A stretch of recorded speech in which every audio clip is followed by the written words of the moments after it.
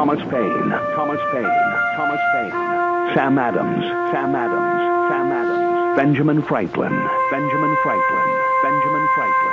These men spoke up for what they thought was right.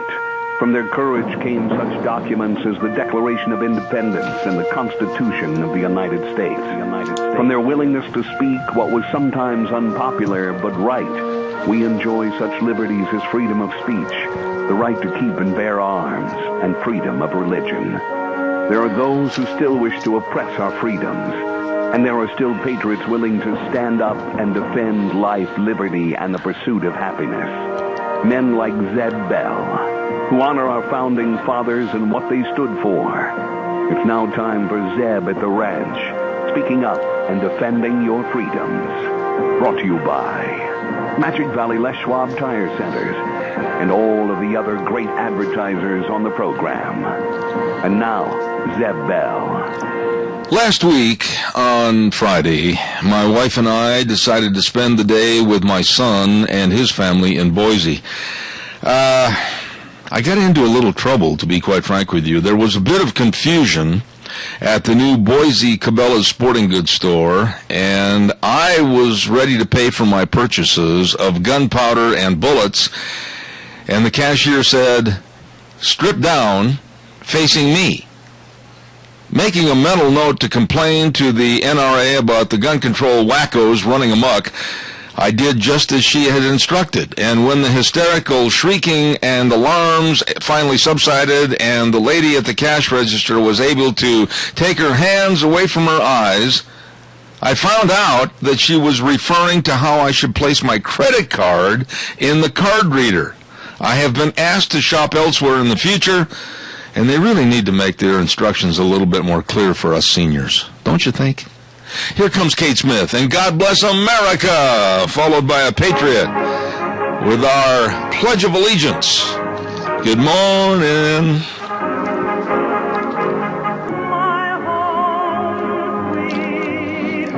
Thank you very much. Thank you, Kate Smith. God bless you, and God bless America. And I'm Zeb Bell at Zeb at the Ranch, and our major sponsor is your Magic Valley Les Schwab Tire Centers, all 7 locations serving you. You better believe it, along with some of our great advertisers, including Lee's Furniture, Floors, and More at 459 Overland in Burley, and our friends at Western Waste Services, always at your disposal. Start on the route service. Call them today, 734-6969. And right now, here is the lovely Gina Jameson. I'm glad I wasn't at cash register. Well, thank you, lady. That was funny. You hurt my feelings. Like I don't every day. Yeah, but, that's kind of personal. I mean, gee whiz, the Phyllis Diller laugh when it was referring to me, it put me in a new realm of desperation and just... It's just the mental picture that you painted. It was just beautiful. Not according to your laugh. Oh, come on. It's good to have a good chuckle in the morning. But always at my expense. Well, you're the one that opens the door. I just simply walk through it. Well, I could tell you another story that honestly happened this morning at 3:45, but I'm hesitant because it was even uglier thinking than what you just heard. Okay, so maybe we'll tell that story off air. Oh, might happen. Anyway, where are we? Oh, good morning. Do we have a pledger?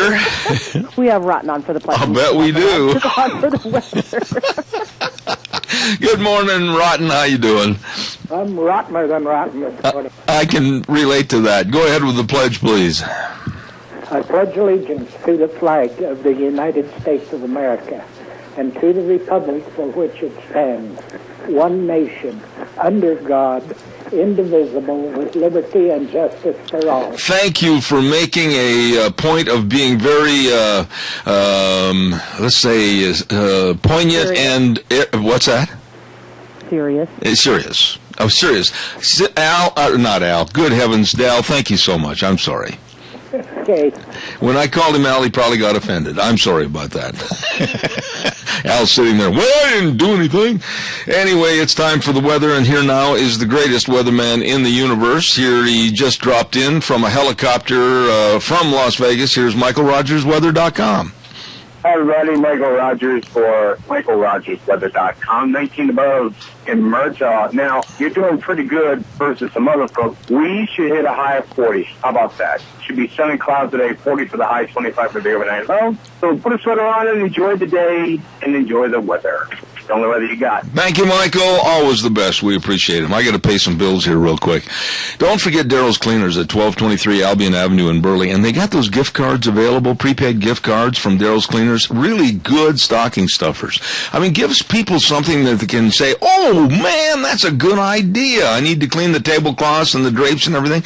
Give them a prepaid gift card to Daryl's Cleaners, 1223 Albion Avenue in Burley. Really a good idea. Oh, and by the way, don't forget our friends at SafeLink Internet for wireless high-speed internet. They are Idaho's #1 choice. You better believe it. No contracts required, no credit checks, unlimited data, high speeds. I'm telling you, professional installation. These guys and gals are so nice and so good. Call them now at 677-8000. SafeLink Internet, serving you. Absolutely. Thank you very much. I got a couple of news notes here I need to make. Let's see, this one here was given to us by the Golden Heritage, and I want to mention that they're going to have on December 21st from 8 to 10, a breakfast is going to be served. Biscuits and gravy, sausage, ooh, I love biscuits and gravy. Juice, coffee, and all the friends and neighbors are going to be there, and so that's going to come up this coming Saturday. The 21st. Isn't Saturday the 21st? I think so, Gina. I better check my calendar. Yeah, it is. And that's going to be at the Golden Heritage. Big breakfast at 8 o'clock. Don't miss it. Also, I want to remind you, too, quickly about the Book Plaza. Hello, Colonel Dale. How are thou? 222 West 11th Street in Burley. And stop in for all your Christmas shopping needs. 3 floors of books and gifts, greeting cards, crafts, art supplies, everything, and also the home of the National Pioneer Hall of Fame. This man, Colonel Dale, really has a neat and unique business over there at the Book Plaza, 222 West 11th Street in Burley. You stop in. I was a little bit hesitant yesterday to say too much about this story because I wanted to make some contacts with my friends around the country that are in the know, and I'm just going to come right out and say that it looks like, quite frankly, the National Finals Rodeo is going to be leaving Las Vegas and headed for Orlando, Florida, in that area, in Osceola County. And the county near Orlando, which is the gateway, of course, to Disney World, and some of the biggest rodeos east of the Mississippi, quite frankly, are back there. It looks like money talks, and there's a lot of backpedaling going on with the PRCA board and with PRCA Commissioner Carl Stressman. Carl, by the way, used to be the head man for Wrangler. And they hired him to come in and basically right the ship, if you will. And his comment was the PRCA board did not vote to leave Las Vegas. The vote was made strictly on the content of the current offer. The PRCA continues to carefully consider offers from all potential WNFR hosts. That's a bunch of gibberish. And quite frankly, with a 6-3 vote to possibly leave Las Vegas and go to Orlando area, Florida, I think, and I'm going to stick my neck out here and say it's a done deal. They exceeded the Las Vegas events offer by more than $4 million. That's a lot of money. And the seating for the event, they claim they're going to build a 24,000-seat arena. And it's going to be built, they say, near Gaylord Palms Resort, and it will be ready in 2016. And they're planning on 2015 having the finals at Orlando's Magic NBA Arena in downtown Orlando, where the Heat play. The Orlando, it's not the Heat, they're over at Miami. I'm sorry, I didn't mean to make a mistake on that. But anyhow, it looks like it's going to leave, and for those of us out in the West, I was against, I'll say this, I was against it leaving Oklahoma City back in 84. I announced the NFR 82, 83, and 84. And there was a lot of talk going on during the 84 NFR about leaving, going to Las Vegas. And quite frankly, I know my wife would agree that while we were in Oklahoma City that year, it was really kind of disconcerting, with kind of a bummed out feeling, if you will. People in Oklahoma City felt like they got slapped in the face. People felt like, oh gosh, we did our best to keep it, and after all the time here, they're going to leave. And it was just kind of a real downer that last year in Oklahoma City. And then it moved to Las Vegas in 1985, and I only can imagine, and I did the finals 3 times in Las Vegas. I can only imagine the feelings of many, many people in Las Vegas, comparable to what the feelings were in Oklahoma City when they left. It's a real downer. And we'll see what happens. But it looks like, quite frankly, it will be moving to Florida. Calls are welcome, 436-2244, 1-866-927-4587. And let's see, what else have I got here this morning. I want to remind you about some really, really good people right now at Middlecoff Ford Lincoln Body Shop. Boy, they do a good job. They absolutely do a wonderful job.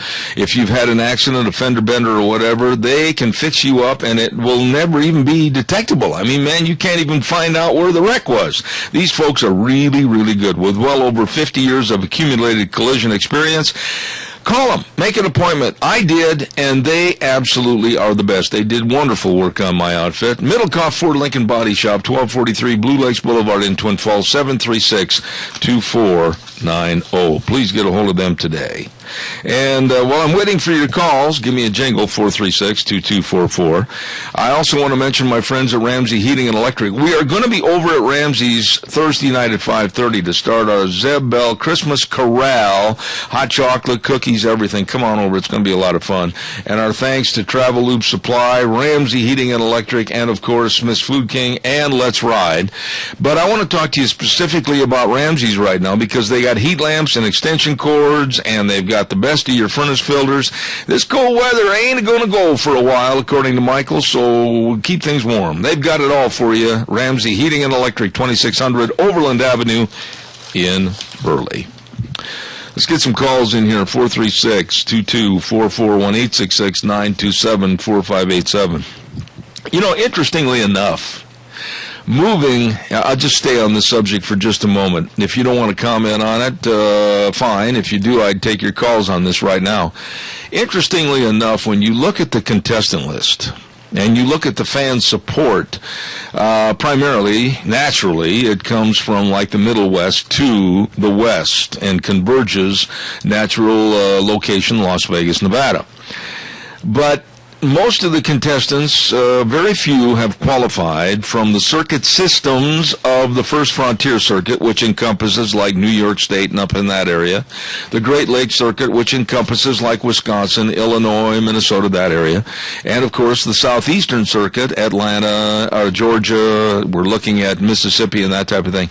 Not very many contestants have qualified for the national finals out of those respective areas. Most of them coming from the western circuits of the PRCA, the Montana Circuit, the Texas Lone Star Circuit, of course the Prairie Circuit, the Wilderness Circuit, and of course the California Circuit, and of course the Columbia Circuit. I'm probably left out a few, but I'm trying to make a mass statement here. And it's really, it's going to be a change. If they move to Orlando, it is going to be a change in personality. It's going to be a change in logistics, and it's going to be a big change for the television industry and the salesmanship of moving that fairly close to Disney World. Calls are welcome, 436-2244, 1-866-927-4587. Like to hear what your thoughts are. Caller, good morning. You're on the air. Yeah, good morning, Zeb. Yes, sir. A little something about the potential rate of cutting the pay for GIs. Yes. Yeah, as far as I'm concerned, they're government employees, and if they're going to cut the pay raise of our GIs, then the post office has got to be cut, and all other government employees, including the President and the Senators and the Congress. Absolutely. My heart goes out to any of the men in uniform and women in uniform and their families, because when they signed up, they were told and promised that they would have a certain rate of return on their service to this great country of America, and this new bill that is going to cut a huge portion of their pension retirement money that they had planned on after they leave the service in the military for service to this country is absolutely devastating, and I find it appalling that this country would treat our military people in such an absolutely degenerating manner. That's right. A lot of these congressmen that are proposing these things ought to put a pair of boots on and go down and accompany the infantry. Well, Tony, it goes deeper than that, and you already touched it. If they're going to make cuts to what they have promised our people to serve our country around the globe and also protect us 24/7, 365, then let's start right at the top. Let's start hacking off a 10% from the president's wages. Let's start with the vice president. Let's go right on down through the Congress, the Senate, and the House, and any and all bureaucracy. Start cutting them. If our people that have signed up to do duty for the United States are going to be cut, let's trim these guys too. Well, I'm with you on that one. All right, Tony. Let's get together and do something. Hey, don't forget, buddy, I'll be giving you a call after the program. God bless you, man. Thanks. Okay, thank you. All right, Bye. Take care. Calls welcome. What do you think about that? I find it repulsive that our servicemen and women have been just basically lied to and cheated, and now they're going to be in a fraudulent situation of we're not going to give you what we promised you. We're going to cut it. Wow. How despicable. I want to talk about something else in just a minute, and it involves guns, shootings, and the reciprocity to the bad guys. We're going to talk about that in just a minute. Don't forget, holiday season, Christmas season. Make it easy on yourself and shop Valley-Wide Home and Ranch. They've got boots, gloves, coats, toys, gift cards, everything.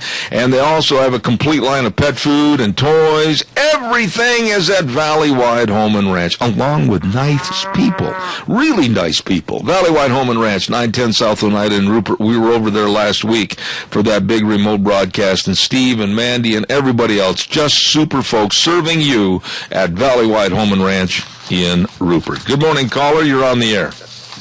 Good morning, Zeb. You know, I find cutting our military benefits appalling.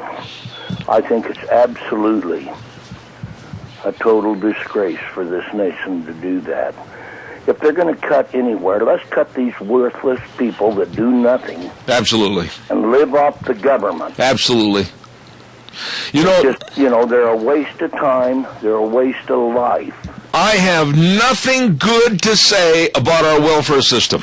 I've been approached on emails, I've been called names, I've been condemned, I've had people call me and everything because of my response on welfare, and it remains the same. Folks, if you are able-bodied and you can go out and find a job, I absolutely think there needs to be a 60-day rule. The first 30 days, I'm going to tell you, you're going to get your check, but you got to prove to me that you're out looking for a job. There are jobs available. At the end of 60 days, we're cutting off your benefits. No more bonbons, no more TV, no more standing around on the street corner smoking a cigarette. You go find your job, get to work, and get off my billfold. Well, I think we maybe ought to beat them. But that would be as far as I would go. It depends on the situation, Jerry. Jerry, wait a minute. It depends on the situation. There's got to be a more case-by-case interviewing and finding out how these people are living, what they're doing, what their health is. We've got to start checking on these people and finding out if really they deserve the welfare that they're receiving. Okay, the ones I'm talking about are the third and fourth generation of welfare. Absolutely. That nobody in their whole family has ever held a job. Absolutely. That's why I'm saying, Jerry, we have got to do more research on who's receiving the money and then cut them off. I agree with you totally on this, because we've got leeches and absolute ne'er-do-wells that are receiving your money and my money that have no need for it because they're too damn lazy. You know, Zeb, you might cause the end of the world to come. Well, that's good. You're agreeing with me. I've always agreed with you in some sense. Jerry, God bless you, man. I appreciate your call. Hey, You have a wonderful day, and may the Lord bless. He already has. Thank you very much, my friend. Quickly, caller, I'll be right with you. Don't forget, Merry Christmas greetings from Four Paws at 370 West 200 south of Rupert. Don't forget grooming and boarding. You leaving town for Christmas? They can take care of Fido. They do a wonderful job over there at Four Paws in Rupert, 438-4444. And also, don't forget Magic Valley Irrigation with Jeff and his staff, and they're located at 44 East 500 south of Burley, 678-3101. They've been there for over 30 years serving all your irrigation needs. Magic Valley Irrigation. Merry Christmas to you. And our friends at Burley Glass, 1029 Overland, 678-1459. You'll probably get old Gentle Ben on the phone. What a nice guy, and they know windows. They've got the best in windows. I know because they're in my office. Burley Glass, wishing you a Merry Christmas. Good morning, caller. You're on the air. Good morning. Two things. Are you going to cut off the benefits to all those dead people? Shame on you. Well, yeah, you know something, Helen? You really make a case for what I just said. There's got to be more scrutiny. There's got to be more checking. There's got to be more commitment to making sure the people that are getting it are alive and also deserving of welfare. I'm not going to put a figure on how much we could save, but I would estimate this, Helen, and I want you to tell me if I'm wrong. I would estimate that if we made a complete review of all the files that are the people that are getting benefits and welfare and the dead people that are still getting checks, I would imagine it would be in the billions, with a B, billions of dollars saved that we can set back for our military people so they don't have to have the cutbacks. Well, golly gee whiz. What's Obama going to pay all these czars that he's just hired if they don't cut the military? Well, you know, don't get me started. Don't get me started on the heartstrings and the harps and everything that are playing in the background for government bureaucracy, because you're not going to find it from me. I'll guarantee you that. Oh, I'll tell you, it's such a stupid mess. It is. Helen, God bless you and Merry Christmas. Thank you. Merry Christmas. You are very welcome. I love that lady. Cutting the military and the benefits is so absolutely pathetic. Caller, I'm going to ask your indulgence. Would you please stay on the line until I get done with this break at the bottom of the hour? I don't want to miss your call. I appreciate your comments. I just have to get these in. These are commitments I have to make. Travel Lube Supply, 1050 West, 203 south of Hayburn with my buddy Jim McCall. Jim's going to be driving. Hey, he's got a 58 GMC that's going to be pulling the wagon on Thursday night for our great big Christmas corral. This is going to be ripping good. His dad's favorite truck. I can't wait. This is going to be great. Travel Lube Supply, Hayburn. Don't forget they got pipe wrap insulation, fuel filters, Bubba ropes. They got it all for you, Bubba ropes. And all the power service and gas line antifreeze. Just give Jim a call at 438-8730. Travel Lube Supply. They deliver the goods. Real quick, callers, and then I'll be with you. Don't forget Pacific Steel and Recycling. What wonderful people they are to work with. Man, I'm glad they're on my program. They sponsor our Capital Press Ag Minute, and we'll tell you more about them in just a minute. Today's Ag Minute brought to you by the Capital Press, the West Ag Weekly. Idaho potato prices have dipped near or slightly below cost of production, but the market appears to have bottomed out and may be poised for an upswing, according to University of Idaho Extension economist Paul Patterson. Patterson suspects a size profile of the 2013 spud crop, which contained a larger percentage of potatoes, over 14 ounces, contributed to price declines. Prices paid to growers have dropped steadily since peaking at $15.70 in August. The USDA estimated the average grower received $8 per hundredweight in October. Prices continued eroding through November. Patterson calculates production costs factoring in storage through October range from $7.79 per hundredweight in eastern Idaho to $8.08 per hundredweight in southwest Idaho. For more agriculture news and information, turn to the West Ag Weekly, the Capital Press, and capitalpress.com. Thank you very much, and don't forget our friends over at Pacific Steel and Recycling. Looks like tomorrow, as a matter of fact, they're going to wrap up all the canned food transactions, and they'll be announcing the winner of their Christmas dinner drawing at Pacific Steel and Recycling. They say thank you to everybody for coming by with all the canned goods and everything during their Santa Claus run. They appreciate it at Pacific Steel and Recycling, 320 West Main in Burley and 1987 Highland Avenue East in Twin Falls. Call, I'll be right there with you. Don't don't go away, I want to just mention Nicole. What a lovely lady and her family over at Mad River Laser, 700 South Oneida Street in Rupert. And guess what? Right after the first of the year, they're going to be moving down to the square in Rupert. Oh, what an addition to downtown Rupert. Mad River Laser.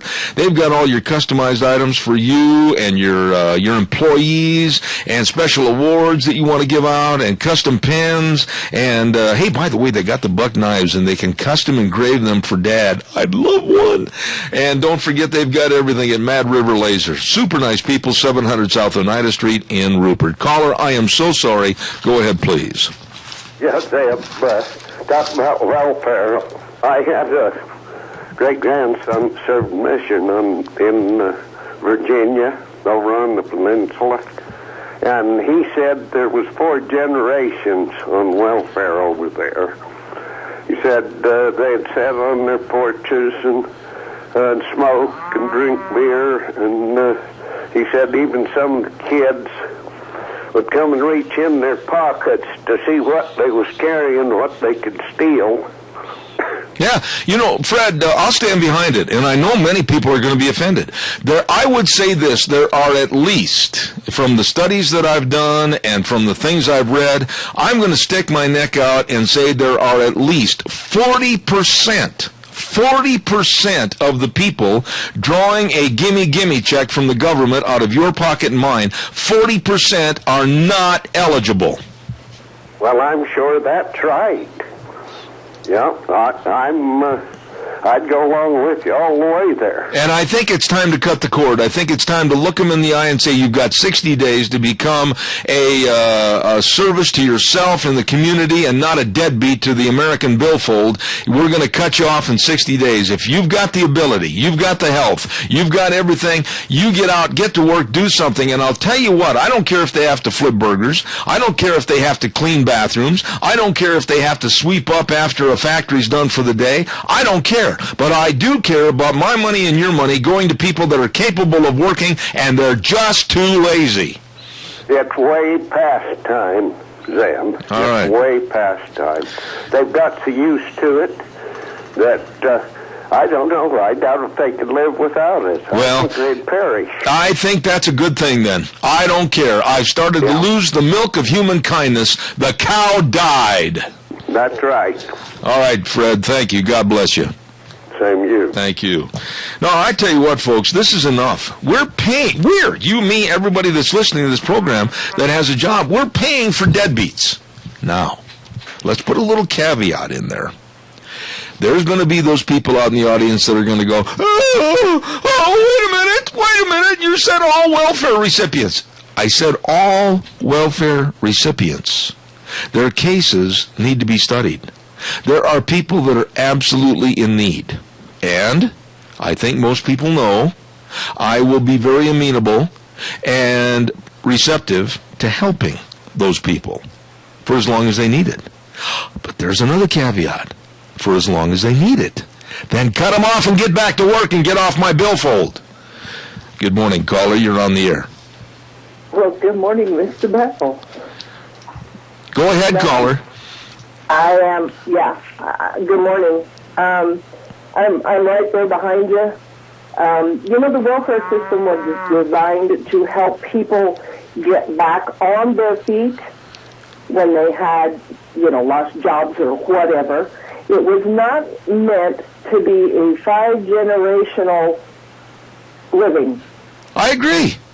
Okay. Let's play a little game here. Let's play a little game of, gee, this happened to us. Now, I know your husband has had some serious surgery over the last couple of months. I know his health has not been the best. I also know that my health has not been the best, and I know I've got to go in for surgery. I don't see a lineup of the federal government ready to hand me checks. Do you? No. And I am sick and tired of paying my own way, paying my own bills, and worrying about my own situation, my wife's health, my health. You and your husband have to worry about everything. But we've got deadbeats at home, and you know this is true, lady, that are sitting there watching on TV right now, 24/7, 365. Oh, let's go to the corner store and buy cigarettes and some ice cream bonbons. I'm fed up with this attitude. Well, so am I. And I think, if we don't start sticking together and redoing the welfare system. Now, there are, to play the devil's advocate, there are people out there who do need it. I agree. It was designed to get people back on their feet. But There's plenty of jobs out there. If you would just go look. But don't give me the couch. Don't give me the excuse, though. Beat the street. When I first moved here 30 years ago, my brother lived out west of town. I walked because I didn't have a car. My car had broke down when I first moved here.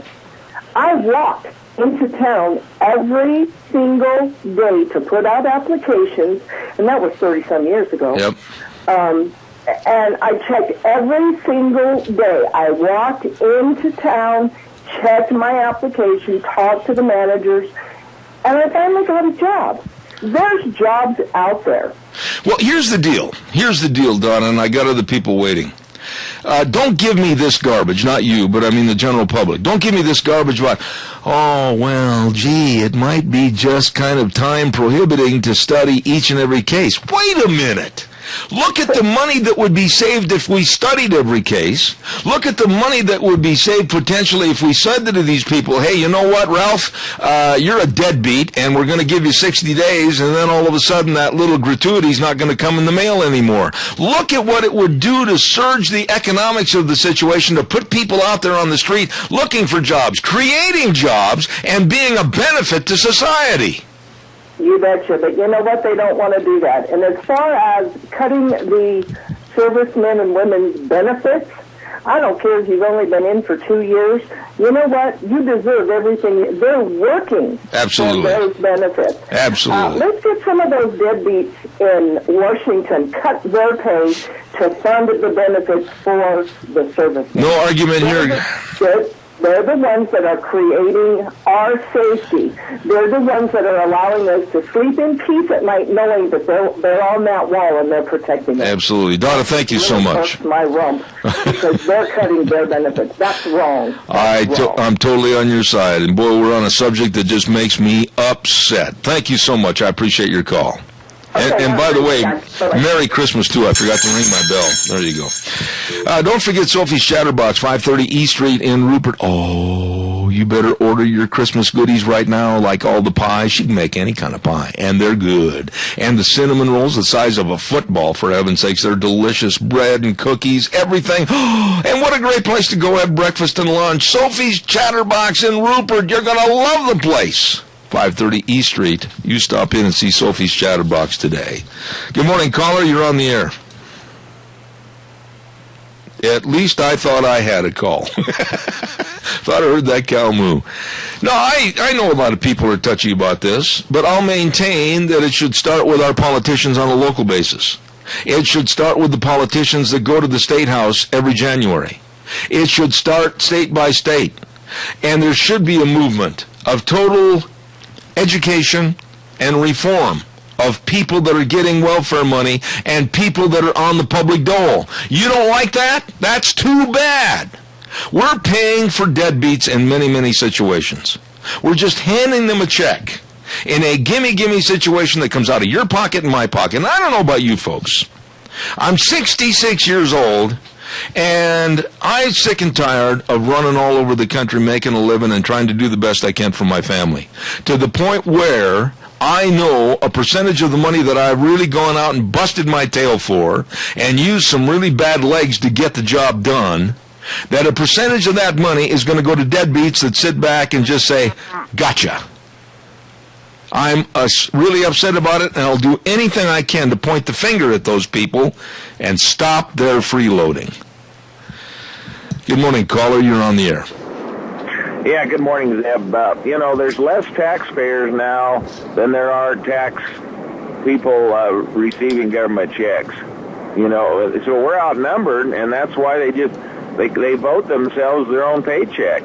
And that's exactly what the Democrats, of course, and liberal Republicans are really all about. It's just really sad. We've come to the point where we're outvoted, and they vote their own paycheck, and that's exactly what they're doing. Yeah, but isn't it appalling, Adrian, and I'm glad you called on this, that we've turned into a society where people are sitting back trying to figure out ways of not doing anything, not contributing anything, and not being a force for positive in the community. They're just nothing but rotten, dead-butted deadbeats that stay at home and absorb some of the money that we give them, and they don't have to do anything.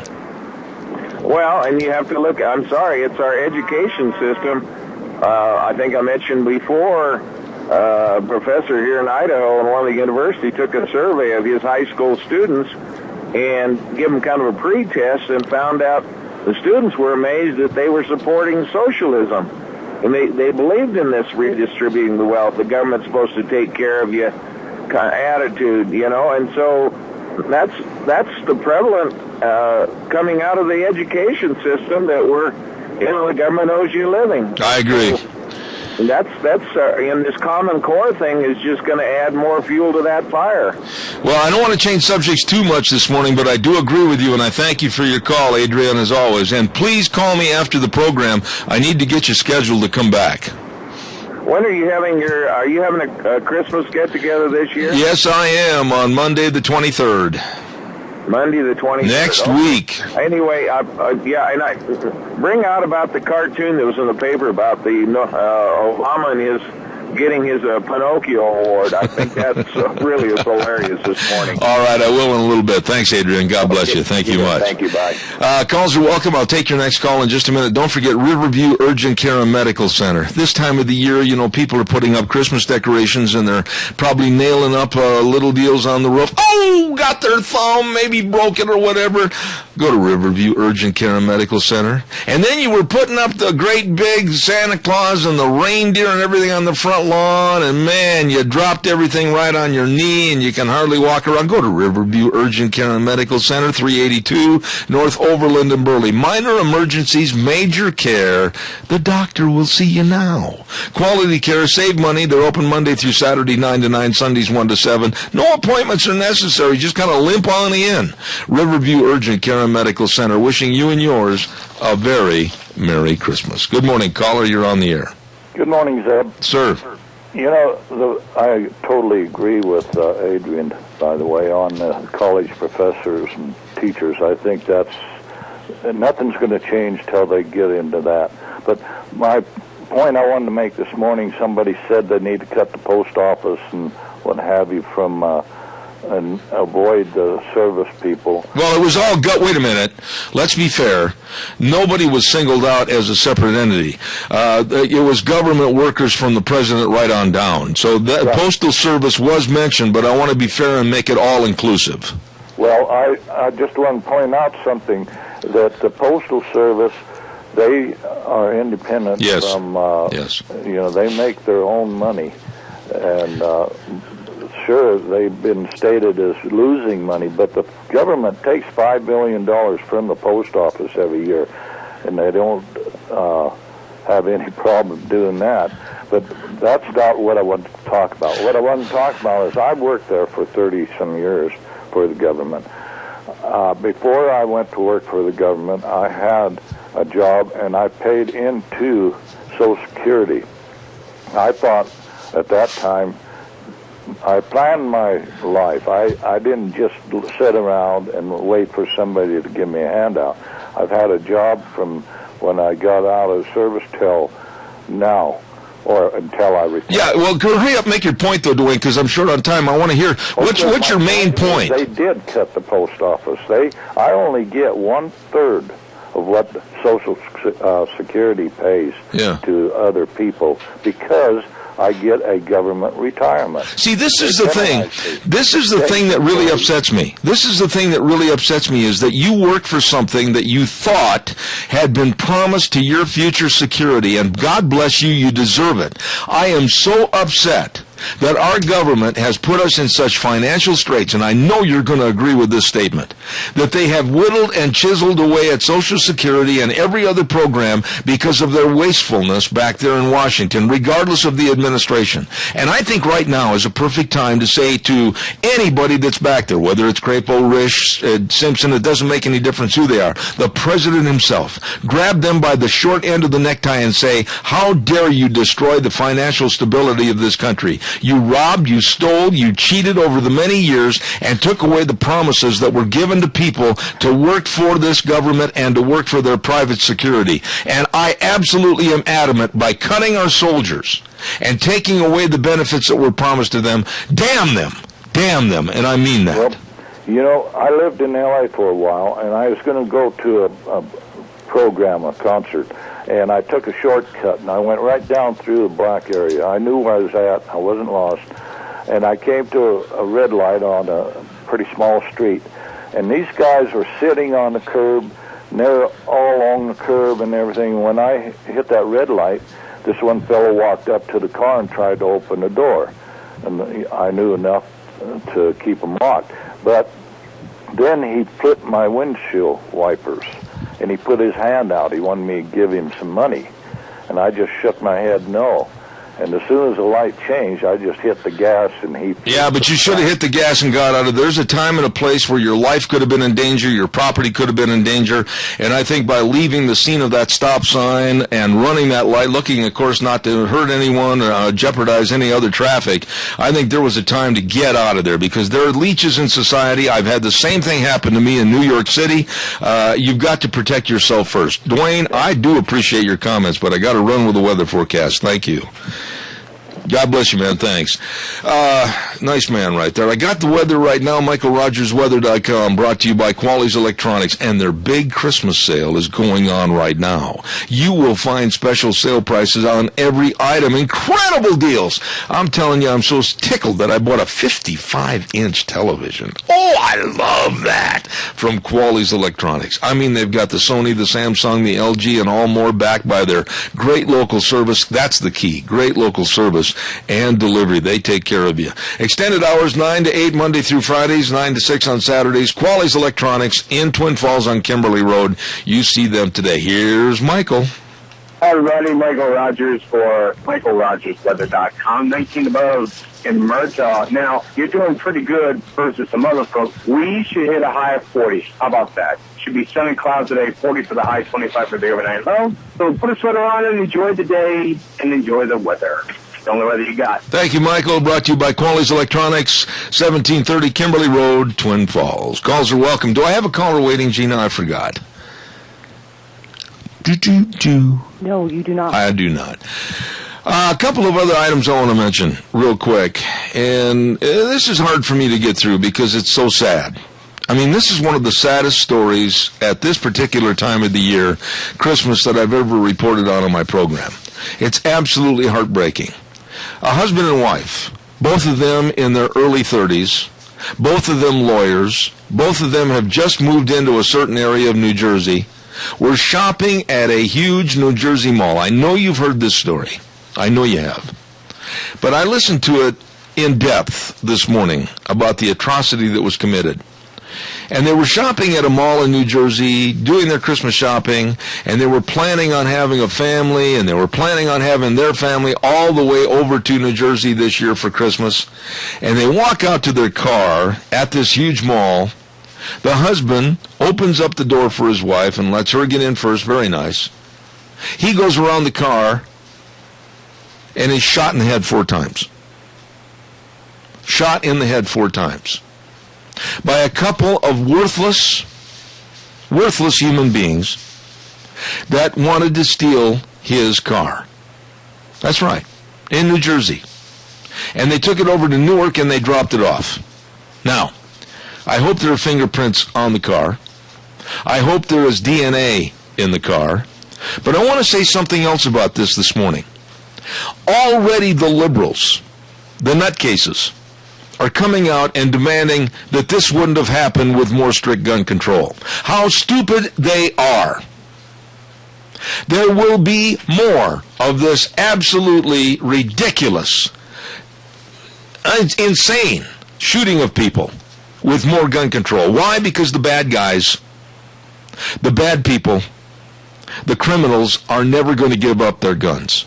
And they will continue to flourish in a society of taking what they want by putting a bullet in someone's head. They don't care. I absolutely want you people to realize, in my audience that now goes all across the United States, I absolutely urge you to go buy protection for yourself. I absolutely urge you to go out and learn how to handle a gun. I urge you to keep a gun in your vehicle. I urge you to keep a gun in your home.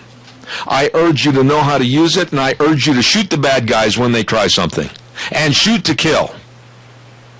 This story is so sad because it involves two innocent people, two young people in their 30s, like I said, planning a family in the future, enjoying Christmas shopping, and having some worthless person come up and shoot the man in the head 4 times and steal the vehicle. The bad guys will always have guns. The bad guys will always perpetrate a crime. But we have to, if they're caught, put forth an example that this is not going to be accepted, and you will pay the ultimate price. I firmly believe that if these two people are caught, all they need to do, once it's absolutely certain that they are the perpetrators of this crime, find a big tree with strong limbs and do away with them immediately. No appeals, no court case, nothing. I am so fed up with crime becoming a business in the courtroom and for appeals at our expense.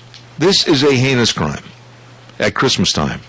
And if they catch these people, do away with them immediately. Caller, good morning. You're on the air. Zeb, I agree with what you said there. But you know, this is a tactic the Democrats use on everything. When they were going to put coal-fired power plants or nuclear power plants in our area, or coal-fire, they put up signs of nuclear disaster happening in the area in the paper and everywhere else. When they were trying to get the wolves in, they said, well, this will increase our game because they are good for the game because they take the bad out and they do no damage to anybody else. They use lies, absolute lies, to achieve their goal, and people are dumb enough to suck into it. I agree. They just don't think things through. And, you know, people need to counter when a lie comes out with some logic that makes sense. Well, here's the deal, Jerry. Gun control will only hurt innocent people. Gun control will end up killing more people. Gun control will be nothing more than giving the criminals a free right of hunting out and seeking and killing people and taking what they want. And I absolutely think an armed public to fight back and put some of these people in the grave with dirt on face is absolutely what we need to do. We need to minimize the problem, and these vermin that killed this man are vermin. They need to be taken care of immediately. And I agree with that. And you know, you can prove out your statement. Look at the death toll in every city that has gun control. That's right. It is far, far higher in them cities than the cities that don't have it. Jerry, I appreciate your... One of the instances is Chicago and New York. I agree. Jerry, I got to run and take another call and do a commercial, but thank you for your call. God bless you, man. Thanks. You have a wonderful day, and may the Lord bless again. I appreciate it. Stand by, caller. I'll be right there, I promise. I want to remind everybody about the 7 locations of your Magic Valley Les Schwab Tire Centers, serving you with the best of winter traction tires, all the studded tires, everything, all the different tread designs to get you through winter driving safely. Lane and Rupert, Dave on Blue Lakes and Twin, Mike and Buell, Mike and Jerome, the Twist family and Paul, love those folks, John on Poline and Twin Falls, and Randy on Overland and Burley, the old Seahawk fan. They've got it all for you, and the best in brake service, too. I want to mention that. The best in brake service, too. They know what they're doing. Your Magic Valley Les Schwab Tire Centers, all 7 of them, you stop in and see them today. Good morning, you're on the air. Yeah, just a comment on that, the gun thing. Why was the Aurora shooting over in 80 seconds? Because there was an armed officer on the way. Can you imagine if Sandy Hook had had an armed officer on the premises? There are so many people, and you bring up a very interesting point. The Sandy Hook, this is so disgusting, talking about what happened at Sandy Hook with those young people and, of course, the teachers and everything.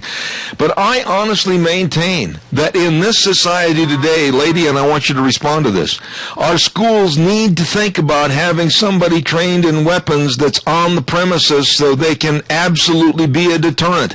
I think that the old adage, an eye for an eye, has got to stand. And we need not gun control, but we need more guns available to the public to put the bad guys in the grave. Exactly, because, if there's a sign out front that says this school is protected with guns. Absolutely. Absolutely. Savage, whatever. The bad guy's not going to go in there. They're going to go to the one that says, we can't allow guns on premises. Just think of that lady. Just think of that wife sitting right now in a hospital room, and her husband is dead. All they were doing is Christmas shopping, and think of the horrendous thoughts that are going through her mind right now, losing her husband, losing her future, losing her family, everything because of two vermin that wanted to steal a car, and they thought they'd just kill first. And I'm telling you, I think... If there had been a gun under the seat, she could have been pulling that absolutely. Out a little target practice. Absolutely. I am absolutely certain that we need to do away with the criminals now. No appeals. Once they're found guilty, which these guys are, and if they're arrested and they are absolutely the ones, don't give them anything but a tree. And with that tree comes a rope. Yep. All right, my dear. Thank you very much. There ain't no excuses. God bless you for your call. Thank you much. Merry Christmas. Merry Christmas to you, too, please. Thank you so much. Caller, I've got a minute left. Go ahead real fast. Zeb, I used to be a truck driver, and when I was driving truck, I was going into Los Angeles, California, and I talked to two police officers down there at a truck stop, and they told me if I ever had to shoot anybody for breaking into my truck, to make sure they were dead. Yep. Because if they weren't, they could come back and sue me for violating their civil rights. Absolutely. And, sir, I assume quickly, and I'm almost out of time, that you are a gun owner and you know how to use a gun, and God bless you. Make sure that in any circumstance that happens, pull the trigger. I'd rather have you go to court than I would have your body taken to a cemetery. Yes, sir. And this is two police officers that told me to do this. So that kind of opened the door right there. All right. Hey, Merry Christmas to you. I got to run to the news. God bless. Have a good day, sir. Thank you. Same to you, Zeb. Thank you, sir. Bye. Got to run to the news. Gina's over there chomping on the bed. I'll be back in 6.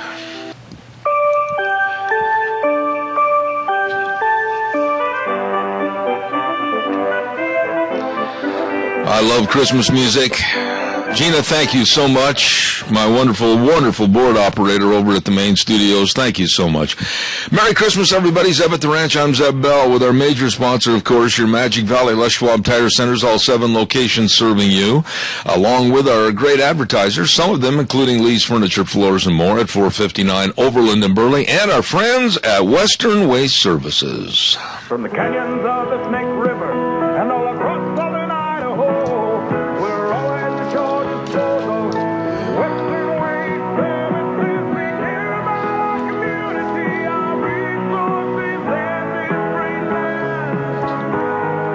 Western Waste Services is lending a hand, always at your disposal. Western Waste Services. Always at your service, always at your disposal, serving you. They've got the dumpsters in various sizes. You want to clean out the garage, the basement, or whatever. Maybe I better clean this office out. Bring 3 dumpsters to handle that. Don't forget they can get you on the route service and get rid of all your garbage. We've been very happy with them for years. You will be too. Call 734-6969. Western Waste Services, always at your disposal. Excellent folks. You know, when I talk about excellent people, I really have to include, and they go to the top of the list, Hanson Mortuary, with Joel Heward, the owner-manager, and his staff. They have the highest ethical standards with unquestioned integrity, serving you and your families when there's the loss of a loved one. And they always provide the families they serve with the best possible support and comfort. Please call them today, 436-5636. Say that number again, 436-5636. Joel Heward and his wonderful staff, always serving you. Hanson Mortuary, 710 6th Street in Rupert. Ladies and gentlemen, I have with me on the program right now a guest that I really appreciate him. I really appreciate what he's doing, trying to help education and for the betterment of education in our country. And I respect him. And I'm going to say this before I introduce him, that, let me see, Kyle's not on? Oh, we're having a problem this morning. Deanne, I need your help if you'd check with Kyle. Let me see, did you try the number Gina yesterday that we had? I tried both. Okay, well, would you mind keep trying those during the course of our conversation? I got a hold of his secretary, and they said that they are going to call him, and he's supposed to call me if he's available on our toll-free line. I appreciate it. Gina, thank you very much. You're welcome. It leads me into a subject about Christmas, and Kyle Olson with EAGnews.org is going to be on our program hopefully in the next couple of minutes. He was scheduled for this morning to talk about how certain school districts have no backbone whatsoever. They're cowards. And I believe it was in Texas, they tried to, at Nichols Elementary, ban the colors of wearing red and green during the Christmas season. Now, I will say this, and I'm going to tell Kyle the same thing. There is not a superintendent, there is not a principal, there is not a school board that would ever tell my child or me that Johnny or Susie can't wear red or green during the Christmas season. There is not a school board, a principal, or anyone in any school that will tell my children they can't say Merry Christmas to someone. And I guarantee you, if they do, they will have a great big anvil hanging over their head from any lawyers I can get with the Alliance Defending Freedom and sue them for everything I can get. They will lose. I hear a microphone opening up, and that's an ominous sound. Well, actually, I was just going to say that's why I love sending my son to the school that I do, because right there on the fence of the school, it says, and I'm going to take a picture of this today and I'll send it to you, keep Christ in Christmas. Absolutely. And they have it lit up at night. It looks absolutely beautiful, and that's part of the reason why I enjoy sending my son to the school that I do. I will not be told as a parent, a grandparent, or anything that we're going to ban the references of Merry Christmas. We're going to ban certain clothing with red or green colors in it. We're going to ban you wishing anyone a Merry Christmas. How dare they infringe on the First Amendment and our free speech and tell children they can't do that? I mean, I would be in that principal's face, that superintendent's face. I would stand in front of the school board and beat my crutches on their desk because they will be sued. This is how they are cultivating the next generation of PCers. Not in my book. I hear a phone ringing. We'll go ahead and take that. Okay, thank you. While I'm waiting for this next call, I want to also remind you, thank you, Deanne, for all your help on this. Cameron and Siemens Insurance, life insurance, health insurance, retirement planning, employee benefits, absolutely the best. The professionals are serving you, Dean and Todd, at Cameron and Siemens Insurance. Highway 24 in Rupert. Number to call, 436-4424. 436-4424. Talk to the professionals that are very responsive to your needs. Cameron and Siemens Insurance. Got him. Thank you very much, and I am blessed. Yesterday we couldn't get him on the program because he had another event to go to, and I'm very blessed that he came back today. Kyle Olson, EAGnews.org, how are you? I'm doing well. Yeah, sorry about yesterday. I apologize. No apology necessary. I know you're a busy man, but my opening remarks, and I thought you were on the line earlier, but you weren't. I'll say it again. No school, no superintendent, no principal or any school board will ever tell me as a parent that my child going to school cannot wear red or green during the Christmas season or not wish someone a Merry Christmas. There is no school board tough enough to enforce that. I want you to respond to that.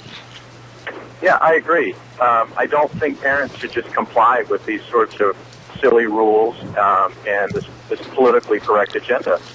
And so I think that's why it's critical that when these sorts of things come up, when they try and, create a winter party instead of a Christmas party, or apparently a holiday party. They can't even call it that anymore, so now it's just a winter party. But I think it's critical that parents and students say, no, that's not how we're going to operate our schools. We have traditional values. We have, we appreciate Christmas, both the religious aspect, but then also what it means to our culture and our society. And that's not what we're going to do. And here is what we're going to do. And so I think it's critical that parents stand up and go to school board meetings and not just sit there and be compliant with rules like this. Kyle, you may not like this verbiage, but I'm in a bad mood this morning anyway over a story that I talked about in the first hour, so I might as well let my anger go to the number 10 on the scale. But the fact that many superintendents and principals and school boards are so stupid about what can be and can't be done in the school system, and are so absolutely unintelligent about what the Constitution says, I will say this: they shouldn't be in the positions they're in if they're going to try to ban Christmas and the thoughts of Merry Christmas. Yeah, I agree. You've got a lot of people. I mean, you look at these decisions, and I assume you thoroughly explained the story, but you look at these sorts of policies and decisions, and you just say, where's your common sense? And I think the other critical component to this story is that this story came out of Texas. This is not New York City. This is not San Francisco, where you'd expect, these sort of crazy rules. But this is Texas, and so yeah, I agree. I think a lot of people talk about the war on Christmas and everything, and to me, that is a manifestation of this secular progressivism that has taken over academia, K-12 and higher ed. It's taken over the media. It's taken over Hollywood. And so I think it's administrators and school boards that are on the one hand fearful of the retribution from organizations that want to sue them because they want to have a freedom from religion instead of a freedom of religion. But then it's also people that they think that they're somehow being tolerant, but really they're being intolerant to a huge, I think, a majority of Americans. They're basically creating, and you may not like this terminology, but it's the way I feel. By accepting the progressive movement, they're basically creating a breeding ground of liberalism that will ban anything tradition in this country. Sure. Yeah, no question. And, I mean, think about what the progressives control. They control the purse strings. They control the teacher training programs. They control the curriculum. They control the curriculum creating companies. And so that is why you see these sorts of policies come down, because that is the culture. And again, it's a progressive culture that this sort of thing is acceptable. And so, again, it's why parents need to stand up and they need to fight back against these sorts of things. Say, no, this is not how we're going to run our schools. We pay the taxes. We pay your salary. We pay the bills. We're going to choose how the school is operated. Whether, by the way, whether you have children in the school district or not, because if you pay property taxes, if you pay sales taxes, you pay for the operation of that school. You are paying for the education of children. And that school is having an impact on how America, the values America is going to have in the future, and the way it's going to be run and operated. Absolutely. I could not agree more with that statement. I mean, that is a statement that should be on the wall of every school. The taxpayers are the ones that really, and let's tell it like it is, Kyle. When you look at 82%, and I'm using kind of a synopsis of figures from various polls, 82% of America wants Christmas. They want to be able to say Merry Christmas. They want to see the nativity scenes. They want to celebrate Christmas and what the real meaning is. They want to have gatherings, and they want to see the snow and the lights, and they want to enjoy a federal holiday. And I will not stand for any weak-kneed, spineless superintendent of schools or anyone else saying that they can't sing Hark the Herald Angels Sing in the school. That's right. That's why the school. That's why the citizens in that community, they need to rise up and they need to say, you're not going to enact these sorts of policies. That is not the value set that we want imposed on our children or taught to our children. And if that's what you want, then we are either going to replace the school board, who will then replace the superintendent, or we'll put enough pressure on the school board to force them to change the rules, or change the people who are making the rules. I mean, that's what it comes down to. But see, they will not do that if the parents are not engaged, if the parents aren't showing up, if the parents aren't mad. And I've said before, I may have said it to you, the politicians, and school board members are politicians, they won't do anything until they're more afraid of parents than they are of unions and other entities involved in education. Absolutely. You know, it's all involvement. It's all in personal responsibility. It's all in being a parent. It's all in being a part of a community. I absolutely will never, and I've said this in my weekly blog, I will never concede that Christmas should be called winter solstice holiday or anything else. It's Christmas. It's the birth of Jesus Christ. It's the celebration of Christmas that over 82% of America wants to keep, but they're not vocal enough to stand up. And I, for one, am going to use this program to fight back at these progressives and these lunatics that call themselves superintendents and principals at schools that try to say, oh, you can't wear red or green, you can't say Merry Christmas, and violate the Constitution. That's the main thing. They're violating our Constitution. That's right. And what strikes me about these sorts of stories is they go, it seems like they go out of their way to not talk about religion or not talk about personal beliefs. Nobody is saying the school district should have a Christian value set, or the principal should operate with a Christian value set. Nobody is saying that. All they're saying is just respect our beliefs. Just allow us to believe what we want to, and practice the religion that we find fits our values. That's all people are saying. And nobody is saying, well, we should have a nativity scene in the classroom. What's interesting to me about all of this is that Christmas has been secularized enough as it is, with Santa and snowflakes and all of that.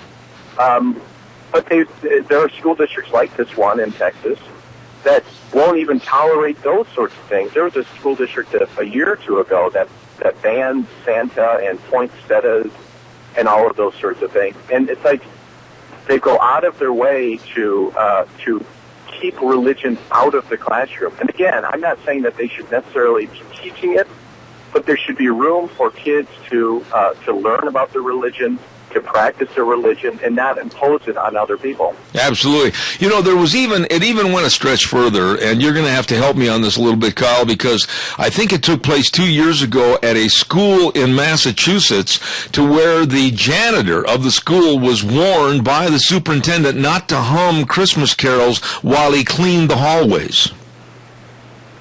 Yeah, I hadn't heard that one. But again, and there's a story out today that there was a student that wrote an essay, not about Christmas, but basically how, again, his perspective about how religion has contributed to mass murders.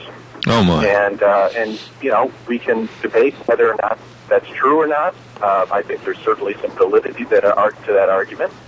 But because he wrote about religion, his prize for winning the essay contest was taken away. I mean, I don't know how to see it any other way other than there is certainly hostility, if not a war on religion generally, in schools. And again, parents need to rise up and do something about it. Otherwise, nothing will ever change. Let me ask you this. In this story regarding Nichols Elementary in Frisco, Texas, and I know the town very well, as a matter of fact, I've been there on a couple of occasions, what about the parents? What about the general feeling of the town, the community? What about their thoughts? Were they outraged, or did they sit back and go ho-hum? Well, actually, I haven't seen any follow-up. And so I know that there were some parents organizing to to get parents and members of the community to go to the school board meeting and remind the school board and the administration about freedom of religion, the First Amendment, freedom of speech, and everything. I haven't heard anything beyond that, but that's what it's going to take. And it's basically going to take teaching people a lesson that this is not how you operate. And the other thing that I think needs to happen is there needs to be organizations and there needs to be individuals who value Christmas, who value traditional values. They need to be willing to step up and support these school boards that are threatened with a lawsuit or threatened with legal action if they decide to continue with these policies, because there are organizations, primarily atheist organizations, that want to stamp out any sort of reference to religion in schools, voluntary or otherwise. And so I think a lot of these sorts of decisions stem from a fear that a school district could be mired in, a $500,000 lawsuit if they continue with these policies as they've been traditionally.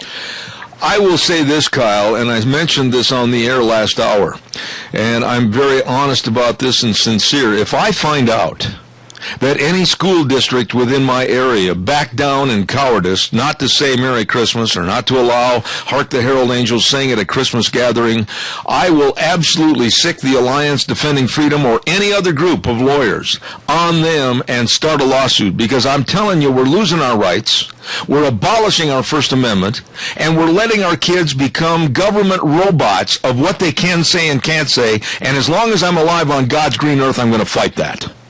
Yeah, that's good, because what we're doing is we're raising up a generation of compliant people, and I'm in my mid-30s. I have young kids. I have friends who have young kids who are going through elementary school, and it's amazing to me to see how compliant people are with these sorts of lesson plans, worksheets, textbooks, these sorts of rules. They just kind of shrug their shoulders, and they either try and laugh it off, or they just say, it's a real shame that that's what's happening in schools. And nothing will change if that's the attitude. If the attitude is, well, it's a real shame. And so, I think it's critical that parents do something about it, because it's anything from simply going to a board meeting and saying, knock it off, to running against some of these people and making it a political issue. To me, it's a winning issue, because I know where you are, where I am in Michigan, where people are in Texas, there are values that do not reflect the sorts of progressive values that you see in New York City and elsewhere around the country. Absolutely. People do value Christmas. They do value conservative values and principles, free market principles, and those sorts of things. And we need to continue to fight for those and not just be compliant as the progressive politicians and bureaucrats decide to change the rules. Absolutely. Kyle, you're talking to one mad grandpa right here, and I will do anything for the preservation of our value system in this country. And I really appreciate you and EAGnews.org and what you're doing. And on behalf of my wife and myself and Gina, my whole crew, we wish you and yours a very Merry Christmas. Thank you very much. Merry Christmas. God bless you, sir. Thank you. Ay, ay, ay. Now, think about this. I don't care if it's Rupert, Minico. I don't care if it's Burley. I don't care if it's Raft River. I don't care where it is. Twin Falls, Jerome, it doesn't make any difference. It doesn't make any difference to me whatsoever. If you hear that the superintendent or the school board or the principal has denied the right of singing Christmas carols or mentioning Merry Christmas or anything else during the season, let me know. Let me know, and we'll validate it, and we will go after them. I promise you, I and the other people that I know that have the power will go after them. I am not about to see the progressive movement kill Christmas, the real meaning of Christmas, and the value of Christmas. Let me know. Calls welcome, 436-2244, 1-866-927-4587. And I've got some things I got to take care of here real quick, including Merry Christmas wishes, if I can find the paper, which is not always available and ready at my fingertips. Here we go, Merry Christmas wishes from Nicole and the crew at Mad River Laser. Doesn't get any better than these folks, and they're going to be moving down on the square in Rupert right after the first of the year. Right now, they're located at 700 South Oneida Street in Rupert, 436-2293. Mad River Laser, absolutely the best for all your custom-made pins, awards, trophies, everything. They're great, great people. Dot Foods, more great people in Burley, nation's largest food redistributor at 1541 West 27th Street, and the number to call Dot Foods, 678-6063. They got some jobs available. You better give them a call, and they wish you and yours a very Merry Christmas. Along with our friends at the Gas, Heating, and Oil, Diesel, Heating Oil, Motor Oil, Antifreeze, and Lubes, everything is available through Dixon Oil. They're going to love the way I messed that up. Dixon Oil, 602 South 2nd Street in Rupert. Daryl and the rest of the crew, I'm sorry. Merry Christmas from Dixon Oil. And along with also Barclay Mechanical and Crane Service, raising the standard for personalized and professional lifting services, 490 West, 100 South of Paul, wishing you and yours a very Merry Christmas. Time for the Christmas Carol of the Day. I'm losing my voice for some reason this morning. I don't know why. And a couple of weeks ago, we made a decision we were going to honor Christmas with a Christmas Carol of the Day, brought to you by Pickett Equipment Company, 976 East Main in Burley. I've known Steve and the Pickett family for a long time, and they take pride in having the best bean equipment anywhere in the world. That is a fact. Along with the famous Pickett one-step rod cutter, give Steve a call and the crew at 678-0855. PickettEquipment.com online, and here now our Christmas Carol for the day.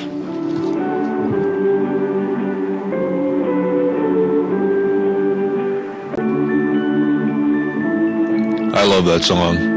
Thank you very much. Little Lord Jesus, lay down your sweet head. Christmas Carol time brought to you by Pickett Equipment on the Zeb at the Ranch Show, 976 East Main in Burley. Go online, PickettEquipment.com. Thank you, Steve. Thank you, Pickett Equipment Company.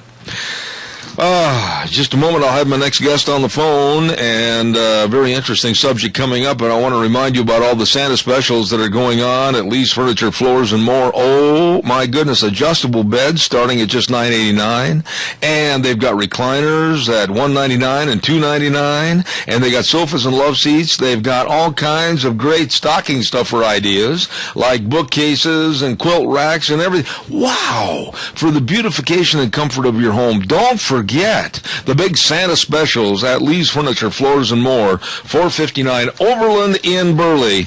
Merry Christmas. Merry Christmas. Let's wish a Merry Christmas right now to Matt Philbin. Merry Christmas, Matt Philbin. How are you?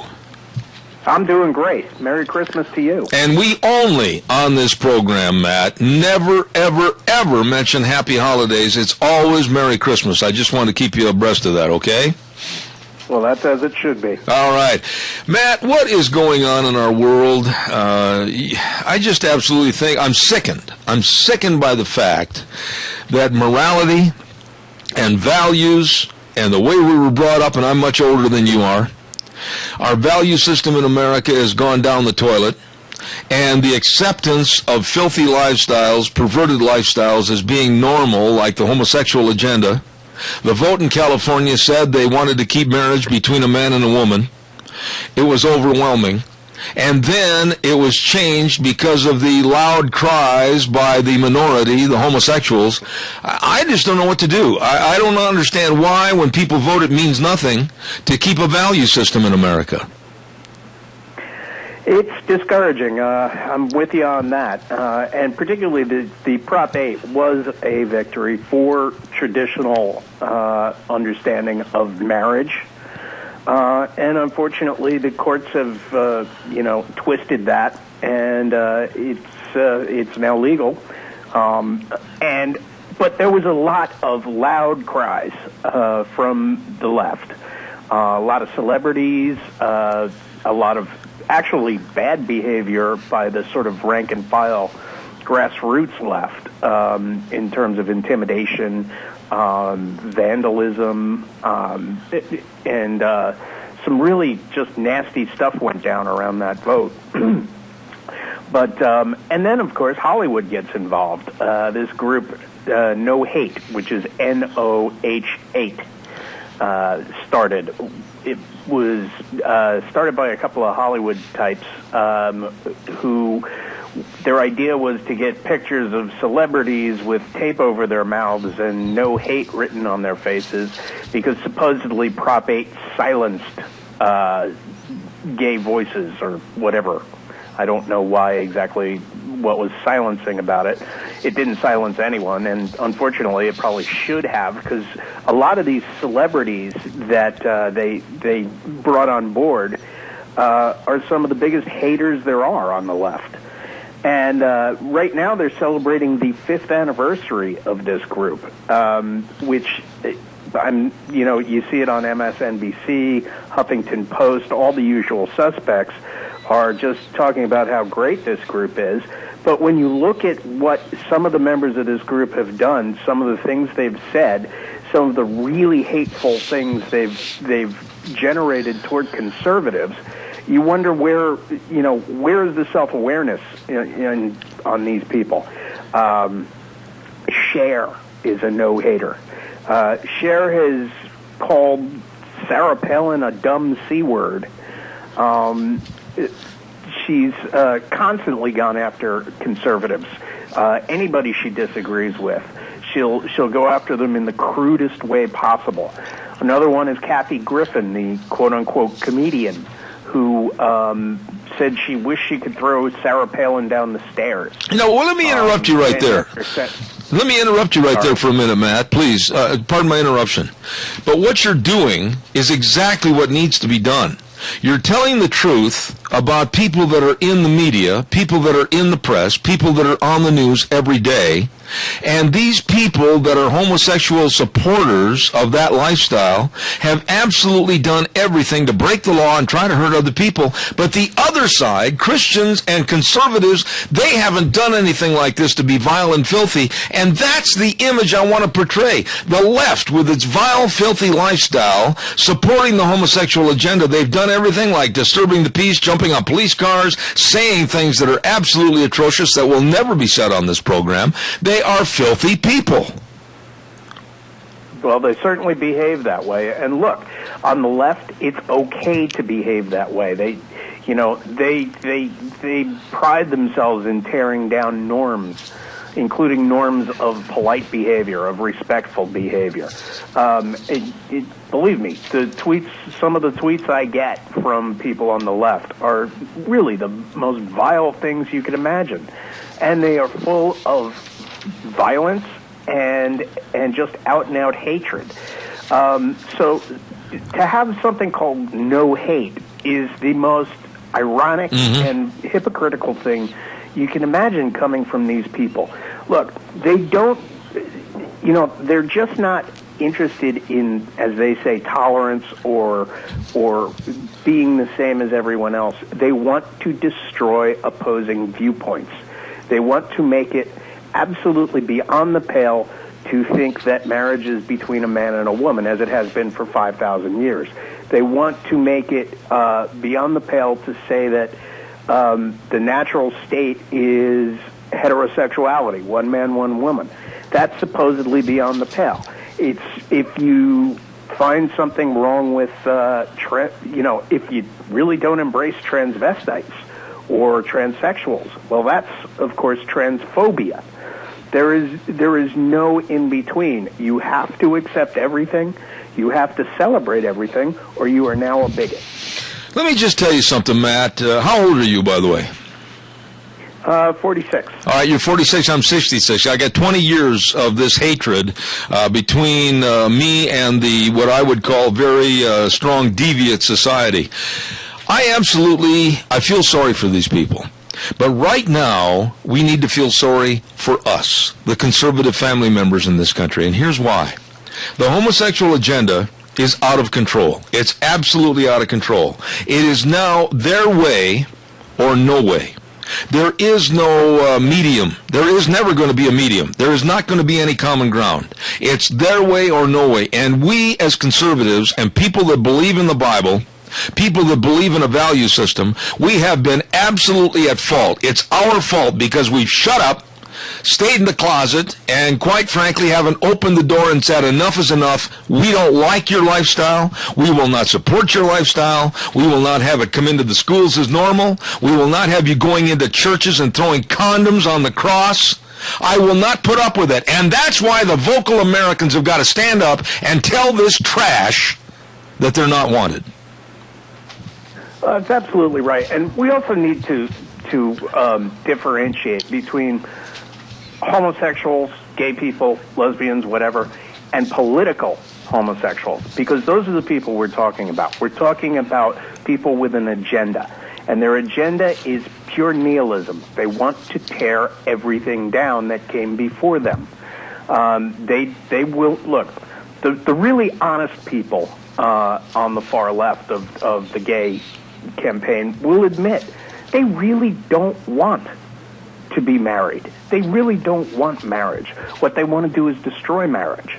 They want to make marriage as meaningless as it possibly can be.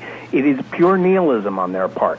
And you get the honest ones who do talk about that from time to time. I don't want to be bourgeois. I don't want to be just like everybody else.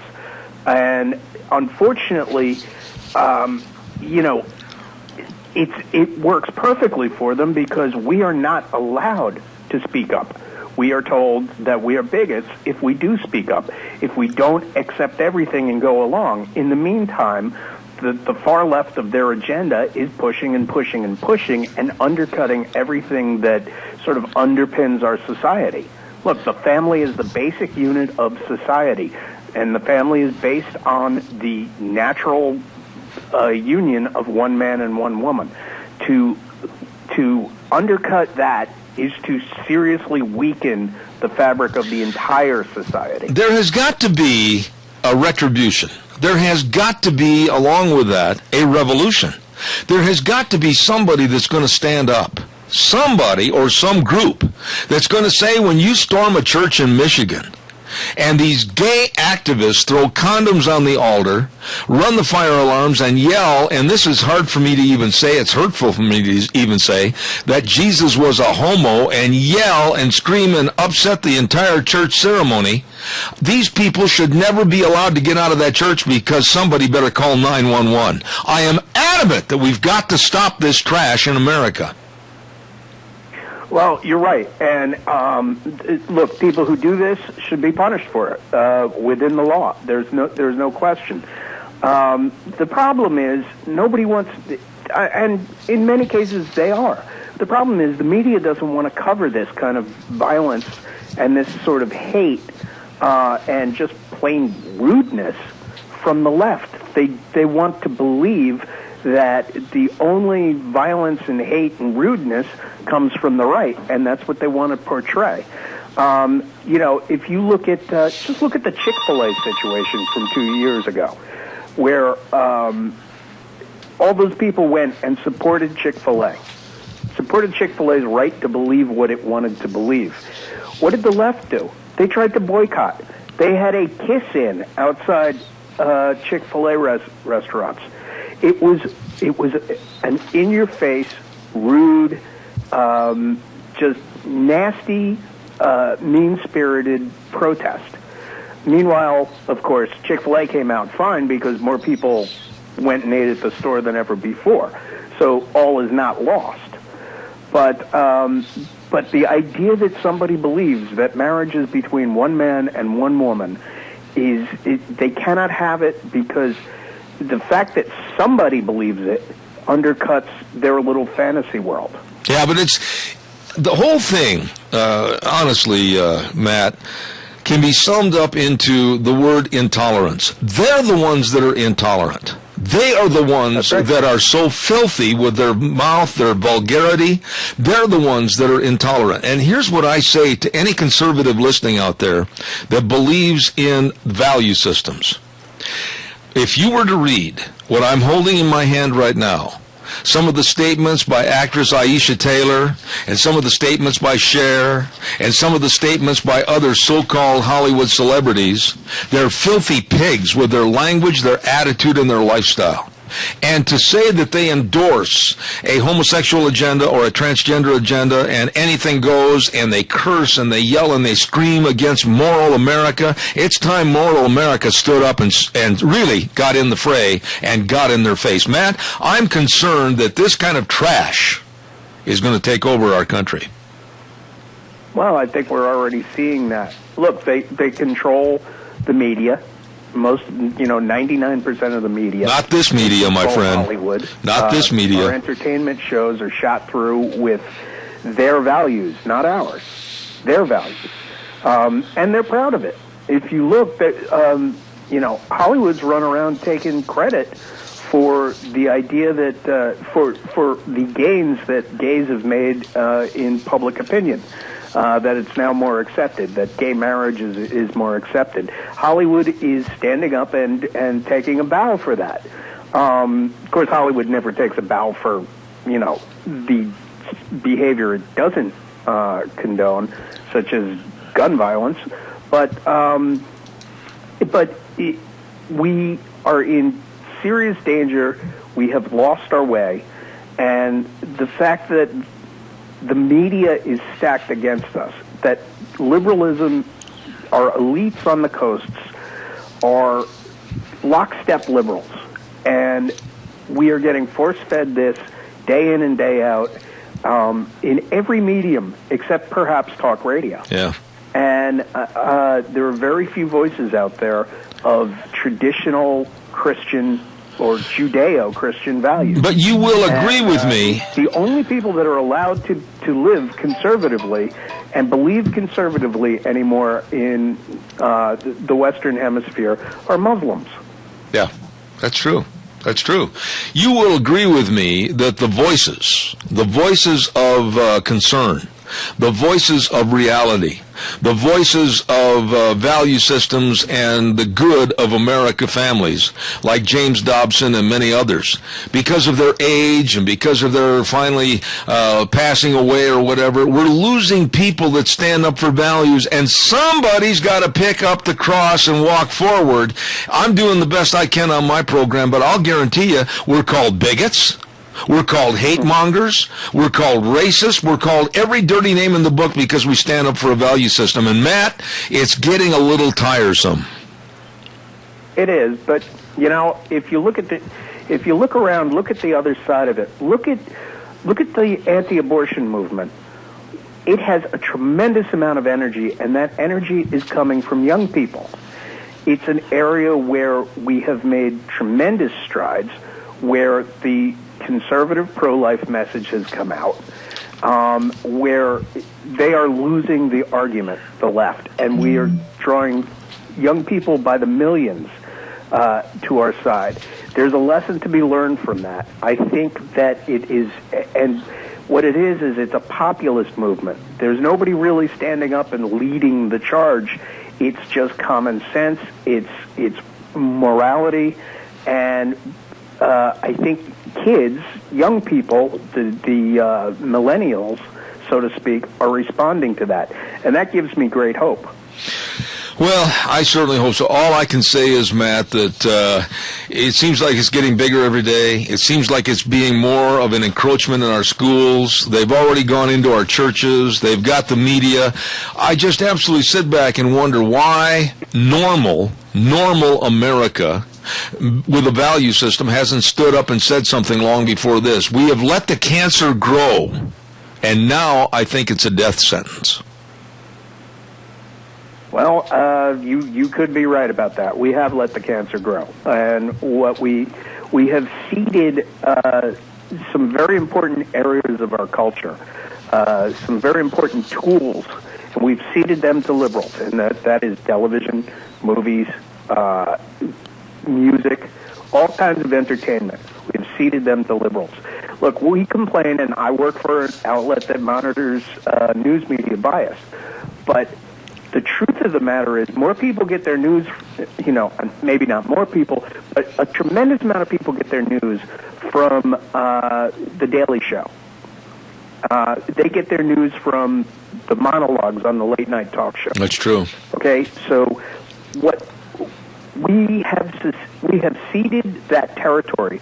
We have allowed popular culture to become so completely unfriendly to the right, to traditional values, that everything that most people get, everything they get without thinking, the stuff they learn by osmosis, is all leftist. It's all anti-traditional family, anti-traditional values, anti-Christian, anti-Judeo-Christian, and anti-Western civilization. They are learning that by osmosis through the entertainment industry and through what they see on TV day in and day out. I agree. Matt, please know that I know where you stand. I appreciate what you're saying, and you're always welcome back on this program. Matt Philbin. And from this program to you, we always say Merry Christmas. God bless you, my friend. Merry Christmas to you, and God bless. Thank you very much. Matt Philbin talking about this is insanity. I can't even read on this program not one single paragraph that was said by various people supporting the gay lifestyle. Why can't I read these? Because they are filled with filth and profanity and words that I would never, ever read on the air. You can't. This is the left. This is their agenda for filth and sleaze in this world. Wake up, America, and put a thumb down on that lifestyle. Calls welcome, 436-2244, 1-866-927-4587. It's time for a weather update, and one of my very favorite places right now, oh my goodness, I get a chance to talk about Magic Valley Chalet in the Upper Crust at 1367th Street in Heyburn. Oh my, they've got the gift baskets. I want to say that again without biting my tongue. They've got the gift baskets. Gift baskets, Gina's giggling, and the boxes starting at $15.95 and up, and they can customize any box or basket, and they can deliver for $5 to them in a cash area or special prices outside the area. And they've got lots to choose from, specialty cheese, jams, mustards, muffin mixes, everything. It's fantastic Christmas gift-giving idea at the Magic Valley Chalet in Upper Crust, 1367th Street in Heyburn, and upstairs, what a great place to eat at the Upper Crust. You're going to love it. Here's Michael Rogers' weather. Hi, everybody. Michael Rogers for MichaelRogersWeather.com. 19 above in Murtaugh. Now, you're doing pretty good versus some other folks. We should hit a high of 40. How about that? Should be sun and clouds today, 40 for the high, 25 for the overnight low. So put a sweater on and enjoy the day and enjoy the weather. The only weather you got. Thank you, Michael. Brought to you by Magic Valley Chalet in the Upper Crust, 1367th Street in Heyburn. I got to try that again so Gina doesn't poke fun at me. Push gift baskets and boxes. Yes. Say it fast. Gift baskets and boxes. No, you forgot. You got to put the word push before it. Push gift baskets and boxes. Yeah, see, it's not as easy as you think. No, tongue twister. But I saw you through mental telepathy with a great big grin on your face going, the big boy stumbled. That's okay. You know, that's one thing I like about voice tracking, because I can always re-record. Are you done? I'm playing with you.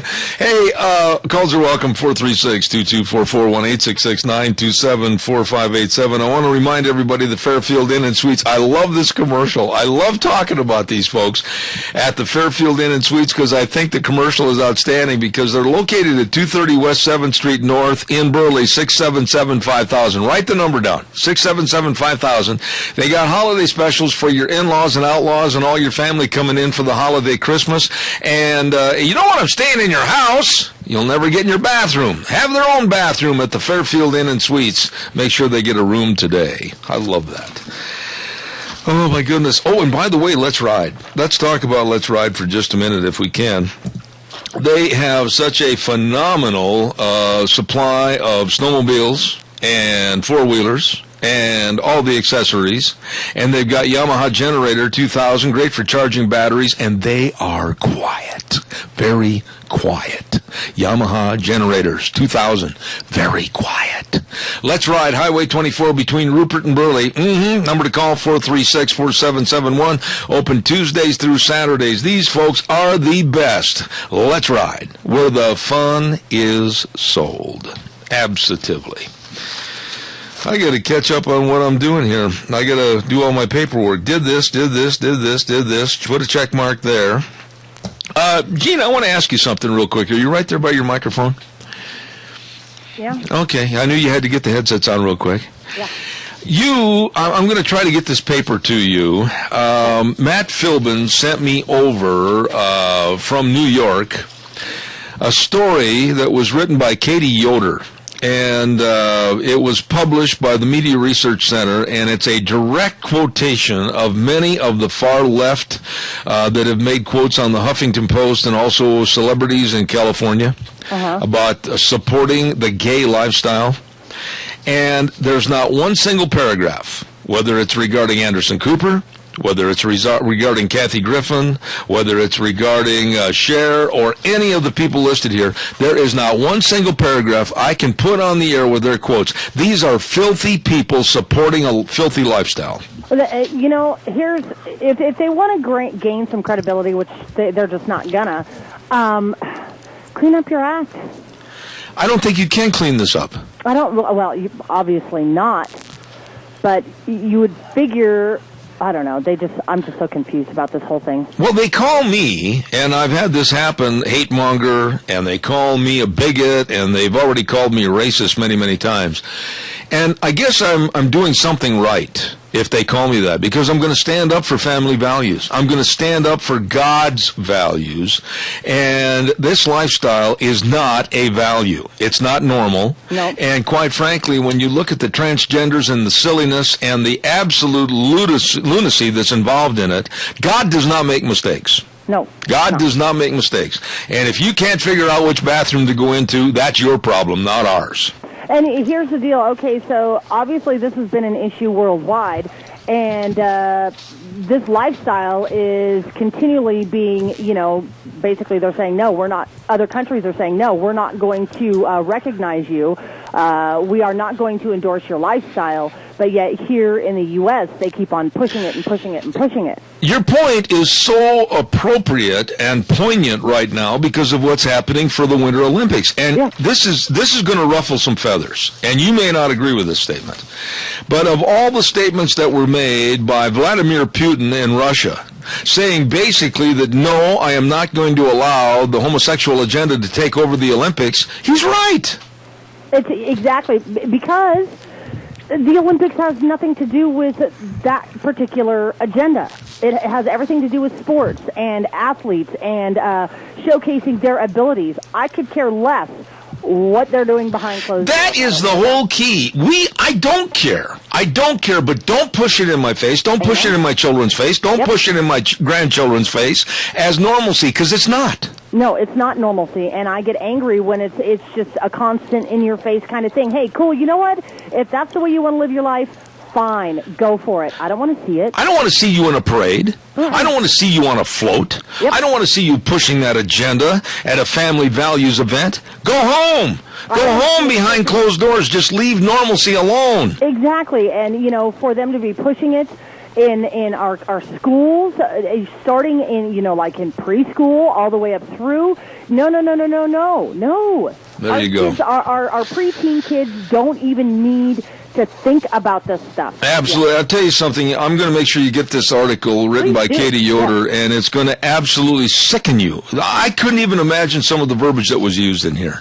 But when they talked, and I know we got to go, but when they talked about storming a church in Michigan and throwing condoms on the altar, these people should have never left the church except on a gurney. Amen. I got to run. I'll see you in 6. Okay.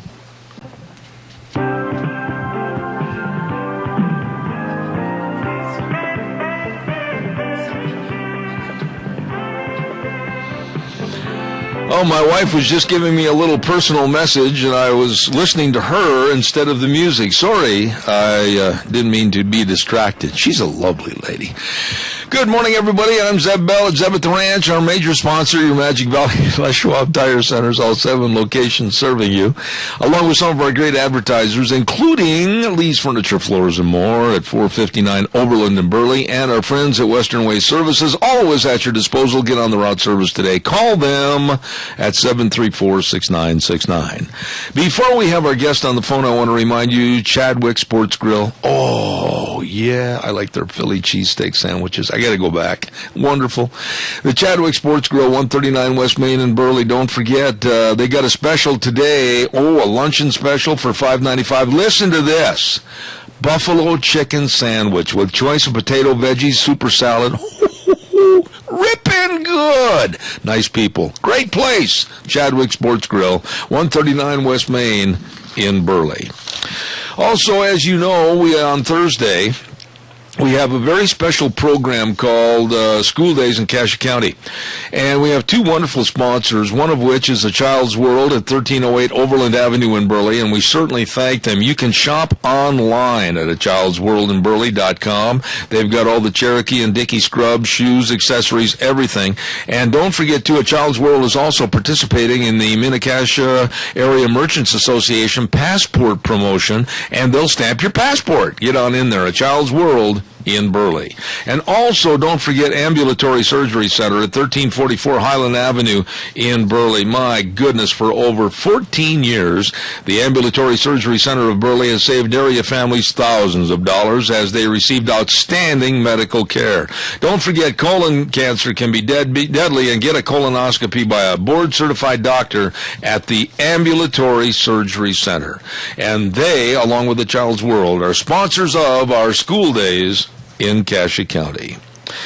Well, look who's here. The man came down from the mountain toting his great big historical, well, they might be the same, book. Here he is, Dr. History. Good morning, Zeb.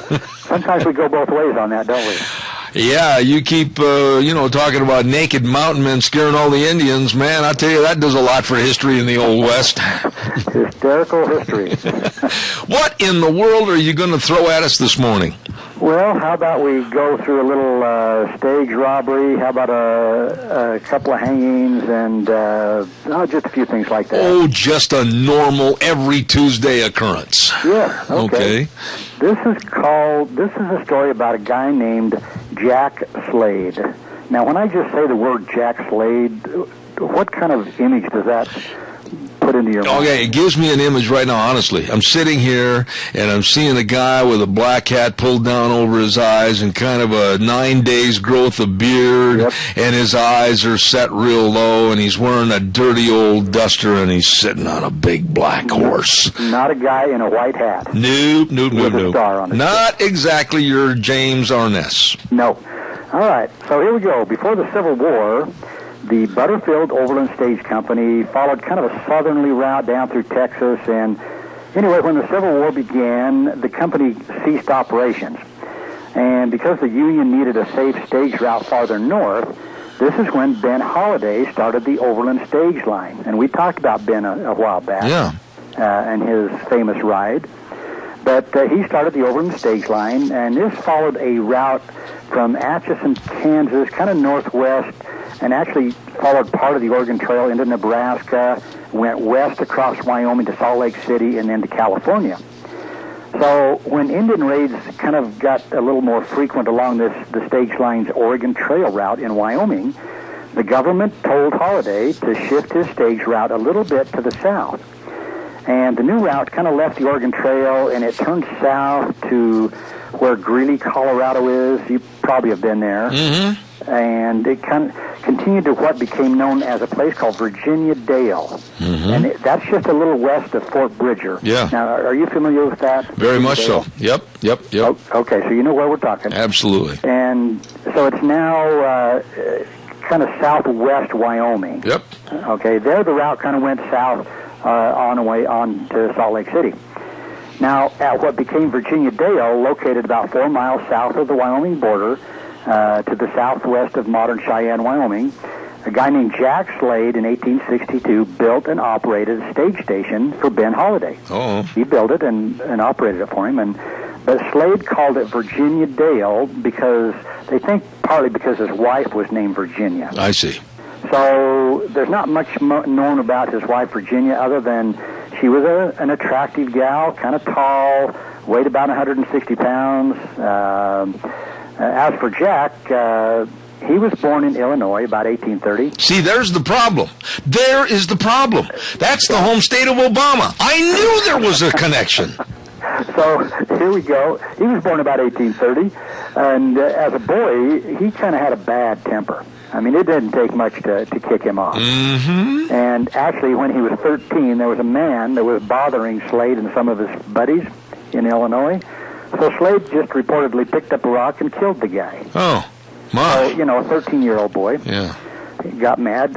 His parents apparently got Slade out of town and sent him to Texas, and he enlisted in the Army in 1847, and he was there during the Mexican War. Now, it was during this time that he met Virginia, and they didn't get married, but they became common law man and wife. I see. And again, Slade actually was not a very big man. In fact, he was shorter than Virginia. Oh, my goodness. So he wasn't a very big guy. But anyway, after the Mexican War, Slade got a job freighting goods on the Oregon Trail, and he kind of liked that. He drove a freight wagon between St. Joseph, Missouri, and the Rocky Mountains from about 1850 to 1859 for sure, about 9 years.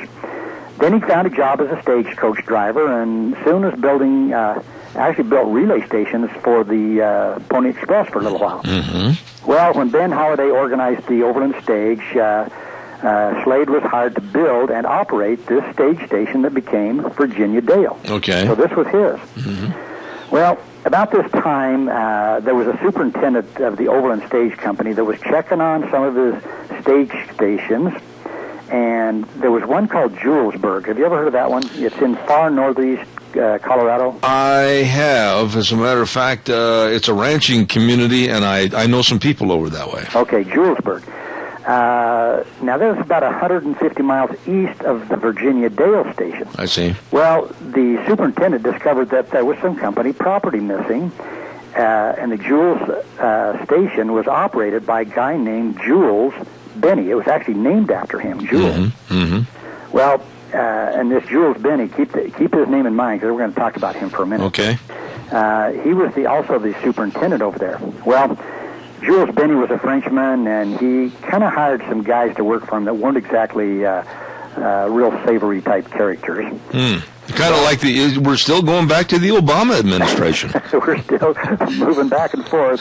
So anyway, the superintendent told Jack Slade to go over there and fire Benny. Oh, look out! And get a settlement for him from the missing company property, and he was to take over as division superintendent. So Jack Slade, he rides over to Julesburg, and he fires Benny. Well, when he tried to get Benny to cover the cost of the missing property, Benny pulls out a shotgun and shot Jack Slade, but not bad. Wait a minute. How do guys like you and me or anybody say, well, the guy got shot, but it wasn't bad? The guy got shot! He did, but with a shotgun, no less. Holy man. Yeah, so Jack Slade, he's taken away to be treated. Well, about this time, a week or so later, the superintendent comes by again, and he, I guess he talks to the officials, and he ordered Jules Benny to be hanged. Uh-huh. And so they don't give much detail, but basically he's being hung, and his buddies come by, and I guess they see him hanging there, and they hurry and cut him down. And so they take the Frenchman with the sore neck, and they take off. You mean they really hung the guy and they cut him down and he was still alive? Yeah. Why, man, that's like a Clint Eastwood movie. Yeah, they didn't do a very good job, the officials. Okay, so now Jack Slade, like I say, he got shot, but he recovered. So he went after Jules Benny and found him. Now, this is not going to turn out good. Oh, boy. So it's unclear where Benny was located, but Slade shot him in the leg. In the leg? In the leg. Not enough to kill him. I see. Then he tied Benny to a corral post and used him for target practice until the next morning. Oh, wait a minute. One would think that if there was any time involved at all, a couple of shots might be, the final estimate. But till the next morning? Yeah. What did he shoot at? It's been well-placed shots so that he didn't die. In fact, the next morning, Benny pleaded for Slade to just kill him, to just get it over with. So Slade walked up to Benny and went ahead and finished him off. But before the body was, it actually reportedly had 22 bullet wounds in it, was taken away for burial. Jack Slade went over and sliced off Benny's ears. Question, of course, all inquisitive minds want to know, why? Well, some people like souvenirs. Some people ears? Things. One account says that Slade actually used one of the ear as a watch fob. I don't know, just, conversation. You stop and think, Dr. History. How dare modern history say that we're going down the toilet when these weirdos back in the West cutting off ears and using them as watch fobs? There were some sickos back then. Yeah, and keeping one in his pocket to toss down on the bar, and asking for change. Well, anybody could say, I hear your watch ticking. Yeah. Well, okay, so Jack Slade, let's talk about his character just a little bit. Okay. He liked to drink. No kidding. Now, when he was sober, he was a gentle and a good-natured guy. Absolutely. Tying people to fence posts, that happens every day. Yeah, he was just a nice guy doing his duty. Now, when he was drunk, he was pretty dangerous. Now, Mark Twain was traveling across the country by stage, and he had heard stories about Jack Slade. So Twain stopped at Virginia Dale for breakfast, along with, as he wrote, a half-savage, half-civilized company of armed and bearded mountaineers, ranchmen, and station employees. Now, I'm going to quote from Mark Twain here, just a little bit. He says, the most gentlemanly appearing, quiet, and affable officer we had yet found along the road in the Overland Company's service was the person who sat at the head of the table, Jack Slade.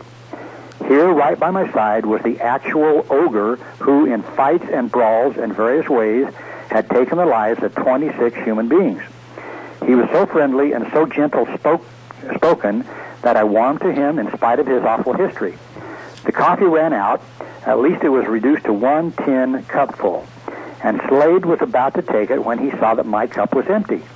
He politely offered to fill it, but although I wanted it, I politely declined. I was afraid he had not killed anybody that morning and might be needing diversion. That's Mark Twain? Yeah. Holy buckets, this guy is really a bad dude. He is, but he obviously impressed Jack Slade, or Mark Twain. Well, would you want to take the last drop of Java when this guy's killed 26 people? What's the matter with you? Yeah, so, and again, as he said, I thought that last sentence was funny. He was afraid that he hadn't killed anybody that day and might be needing a little diversion. Wow. I mean, this dude was really kind of two personalities. Yeah. Well, Jack's wife, Virginia, she had, like I say, she was a little bit taller than him, and she managed to keep her husband in line most of the time, but when he was away from her, man, he'd go on these drunken sprees, and there was one particular incident, he went into town, and he went into a store, and he used the canned goods on the shelves for target practice, which didn't go over too good with the storekeeper. Price of peaches just went up, boys. Yeah, well, the commanding officer arrested Slade, and he refused to release him until Ben Holiday promised that he would fire Slade. Oh, my. So, now, let's throw in another little thing here to the picture. About that time, an Overland Stage Company coach carrying an Army payroll of $60,000 in gold was robbed by 6 masked men only about a mile or so from the Virginia Dale station. Now, that right there makes you a little suspicious. Absolutely. Okay, now the outlaws fled into the nearby mountains. They stopped, shot the lock off the box, took the gold coins. Well, by then, however, they heard the soldiers coming, so they supposedly buried the coins somewhere right in there. And the soldiers, however, caught up with these guys and killed all 6 of them, which, and the Army never recovered the gold. And I'm thinking, again, common sense, why did they kill all 6 of these guys? Yeah, I mean, not knowing where the gold is. Absolutely. I mean, hold a couple of these guys and kind of twist their arm a little bit and say, where's the gold? Yeah. So, anyway, like I say, this robbery was one of quite a few that occurred in the area around Virginia Dale, but this time, like I say, the robbers had been caught and killed, and suspicion kind of led towards old Jack Slade. Oh, I knew he was going to be in the picture. But they had no proof. No proof.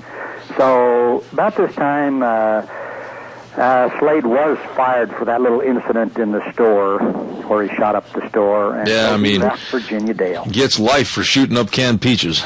Yes. So Slade and Virginia bought a small ranch up in Virginia City, Montana. And really? You've been there. I've been up there. Yeah.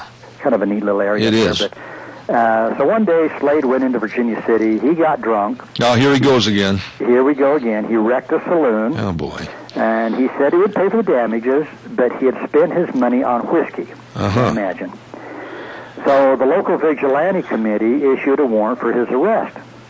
When he was handed the warrant, Slade did something that probably wasn't too smart. Oh, no. He tore it up, and he made threats against the vigilantes.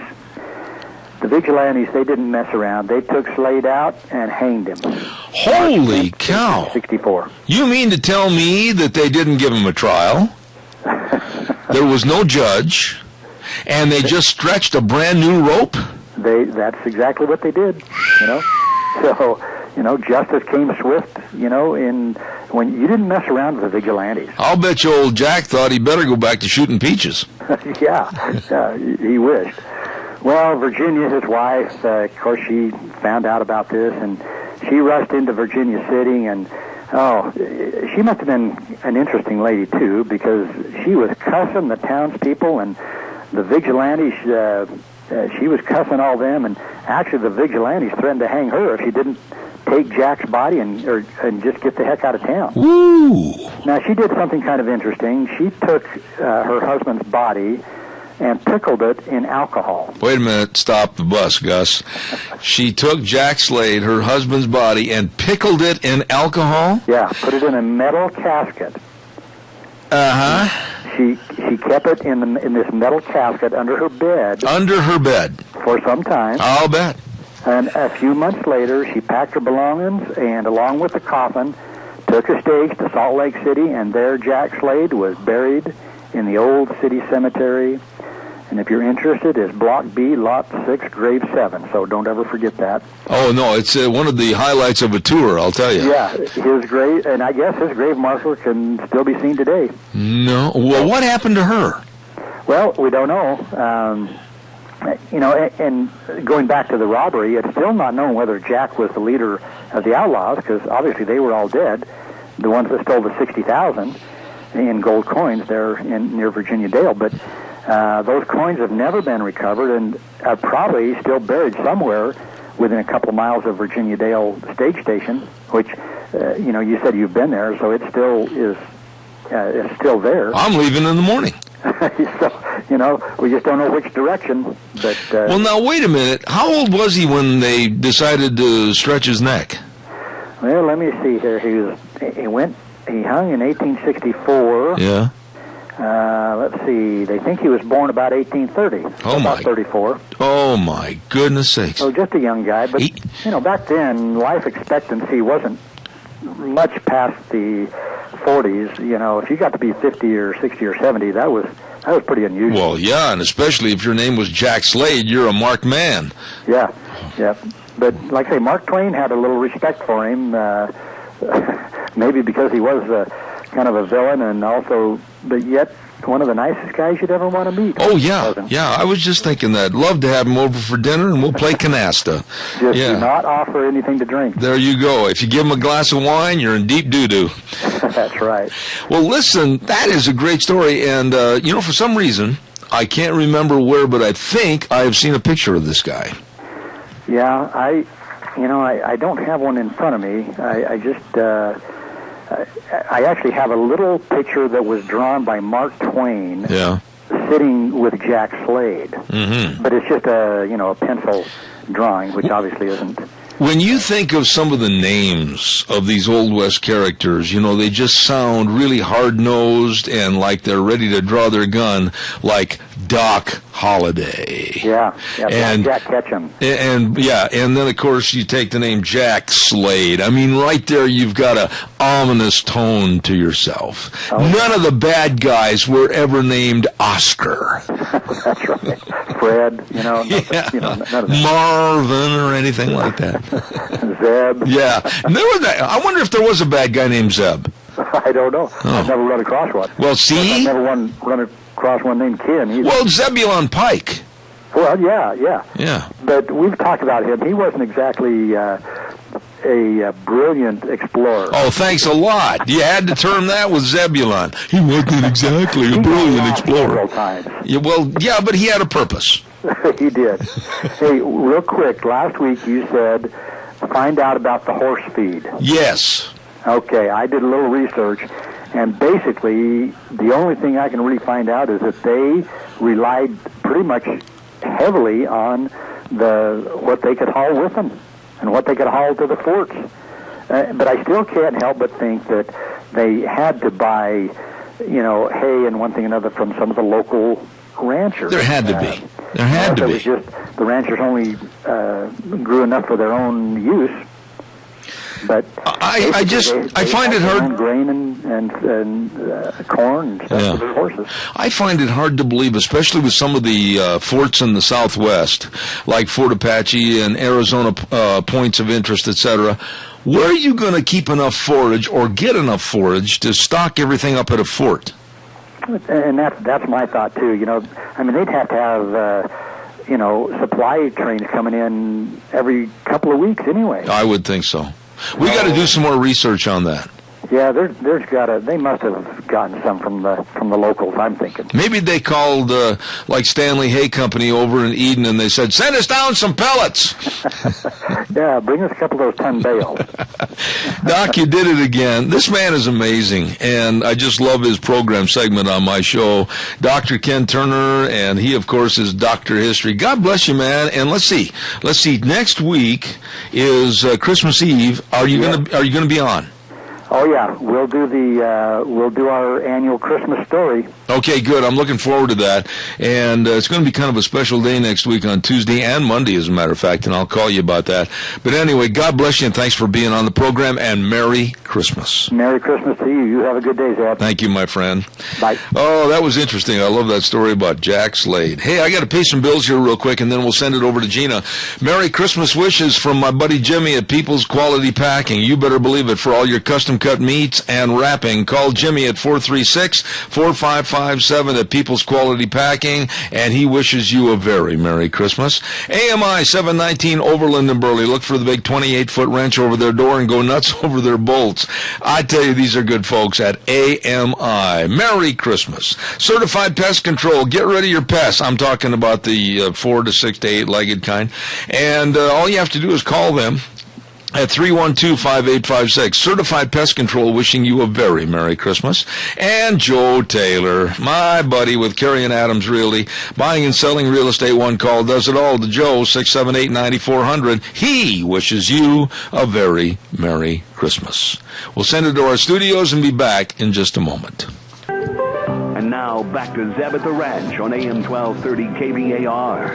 To reach Zeb, call 436-2244 or toll free 1-866-927-4587. And now, here is Zeb Bell. Thank you very much. Welcome back. Don't forget our friends at Berry Equipment and Rental. 2 locations, 465 Addison Avenue West in Twin Falls, and the new one at Burley at 159 West Highway 30. Really a ripping good location. Hey, they got a Bobcat over there, a 2012 S650 with a cab and heat, air conditioning, fully loaded. I'm telling you, boys, you better not pass this one up. It's a ripping good one, and it comes with an 80-inch Bobcat heavy-duty bucket, too. Only 215 hours, and they got it for sale today. Today. Get a hold of them at Berry Equipment and Rental. And beside that, they're good folks. Eli in Twin Falls store, 732-7368. Call that number, or call Nick at the Burley location, 678-7368. This one's not going to last long, boys. You better give them a call. That's Berry Equipment and Rental. Twin Falls and Burley, serving you. Well, we're going to go to the phone lines right now, and I've got a gentleman on the phone that is, I consider to be a very good friend, even though we've never met face-to-face. He does a very good job, and he's a Newsmax Hollywood reporter, legal analyst, and attorney, James Herson. Good morning, sir. How are you? Good morning. How are you, Zeb? Do you go by James all the time, or do you like Jim? Is there a formality? What do you like to be called? Typically, James, I don't know. I like things shaken, not stirred, so I do the James. All right, here you go. I want you to put the phone closer to your ear. I want you to close your eyes, and I want you to tell me what I'm thinking. Go ahead. Let's see. What are you thinking? You're thinking that you have anxiety about your health insurance coverage. The man is a genius, and the man probably has invested in that government control system that can figure out my private thoughts. Is that not true?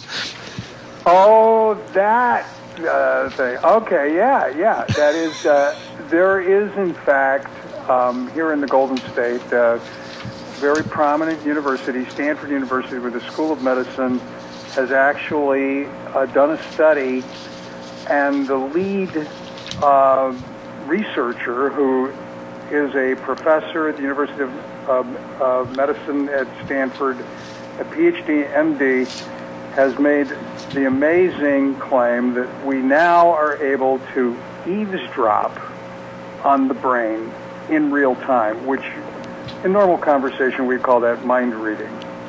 You know, James, I got to stop you right there, because this is really disconcerting and downright scary to me, because I remember years ago on a Star Trek TV show that Spock and I forgot who the leader of the whole crew was, they were having a conversation about the brain. They could pick up brainwaves and they knew what the enemy was going to do. Are we at that point?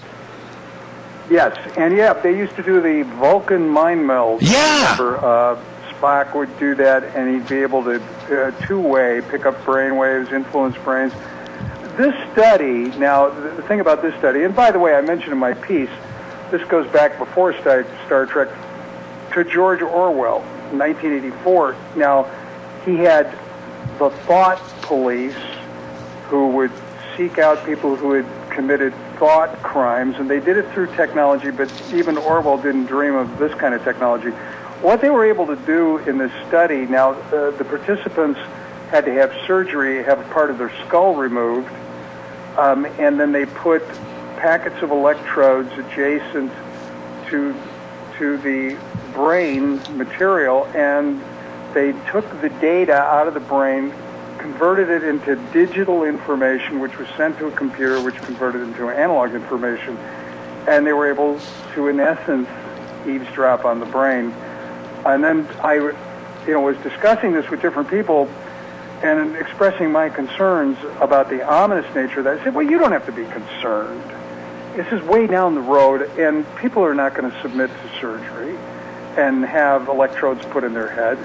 But there's another problem, that there's another line of research that has been going on, and it's been funded by the government. It's been conducted by DARPA. And that line of research deals with chip implantation. Right. And computer and brain interfacing. And all of this research, by the way, is justified, as technology and scientific breakthroughs are, by noble ideas, primarily to deal with people who have strokes, who are injured, who are paralyzed. And it's true, this kind of research helps them with bionic limbs, with communicating with the world.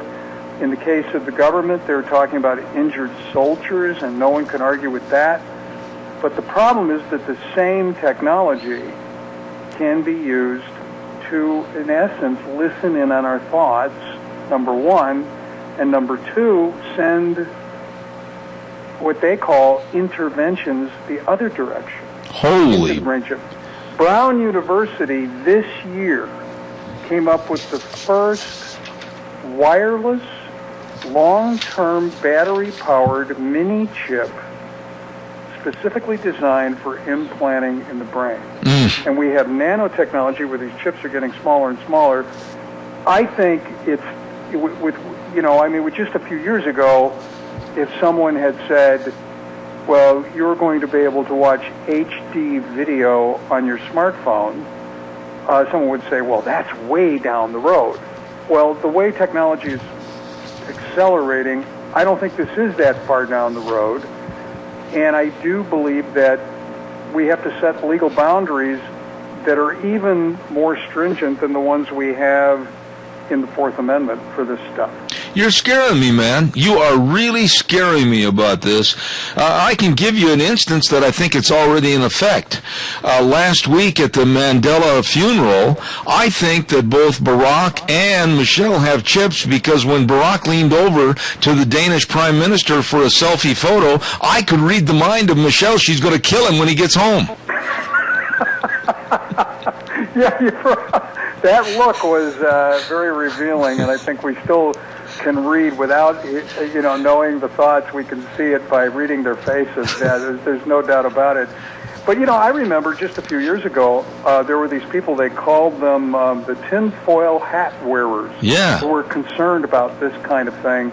And, gosh, now I want to call them and see if they have an extra tinfoil derby I can wear. And also that I found a very interesting conversation going back years when John Roberts, who's now the Chief Justice of the Supreme Court, was being confirmed. He was being questioned by now Vice President Joe Biden. There then was Senator Joe Biden. And Joe Biden was questioning him about brain scans and computer chips in the brain and all this stuff. And, the reporter said, there's crazy Joe Biden again. And this time, now looking back, I think he was briefed as a senator on some of this research. And he was asking legitimate questions. And one of the things he says, Judge Roberts, if you get on this court, you will rule on cases involving these kinds of technologies. Well, this year in India, a man was convicted of a capital crime using brain scan evidence. Oh, my. Now, that has not happened in the United States yet, but as the technology gets more reliable, how could it not happen?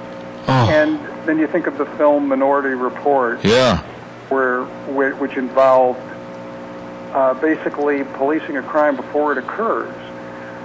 It is scary. And look, our founding fathers, certainly the things that we talk about, the data mining, the revelations that Snowden revealed through his leaks, surveillance of cell phones, texting, searches, that's all contemplated under the Fourth Amendment. Those are the kinds of things that constitute the protection the Fourth Amendment says about an unreasonable search and seizure. But when it comes to our private thoughts, there should never be any search or any seizure. That means the Fourth Amendment doesn't contemplate the kind of technology that's out there. There cannot be a warrant for eavesdropping on the brain. We have to ban it.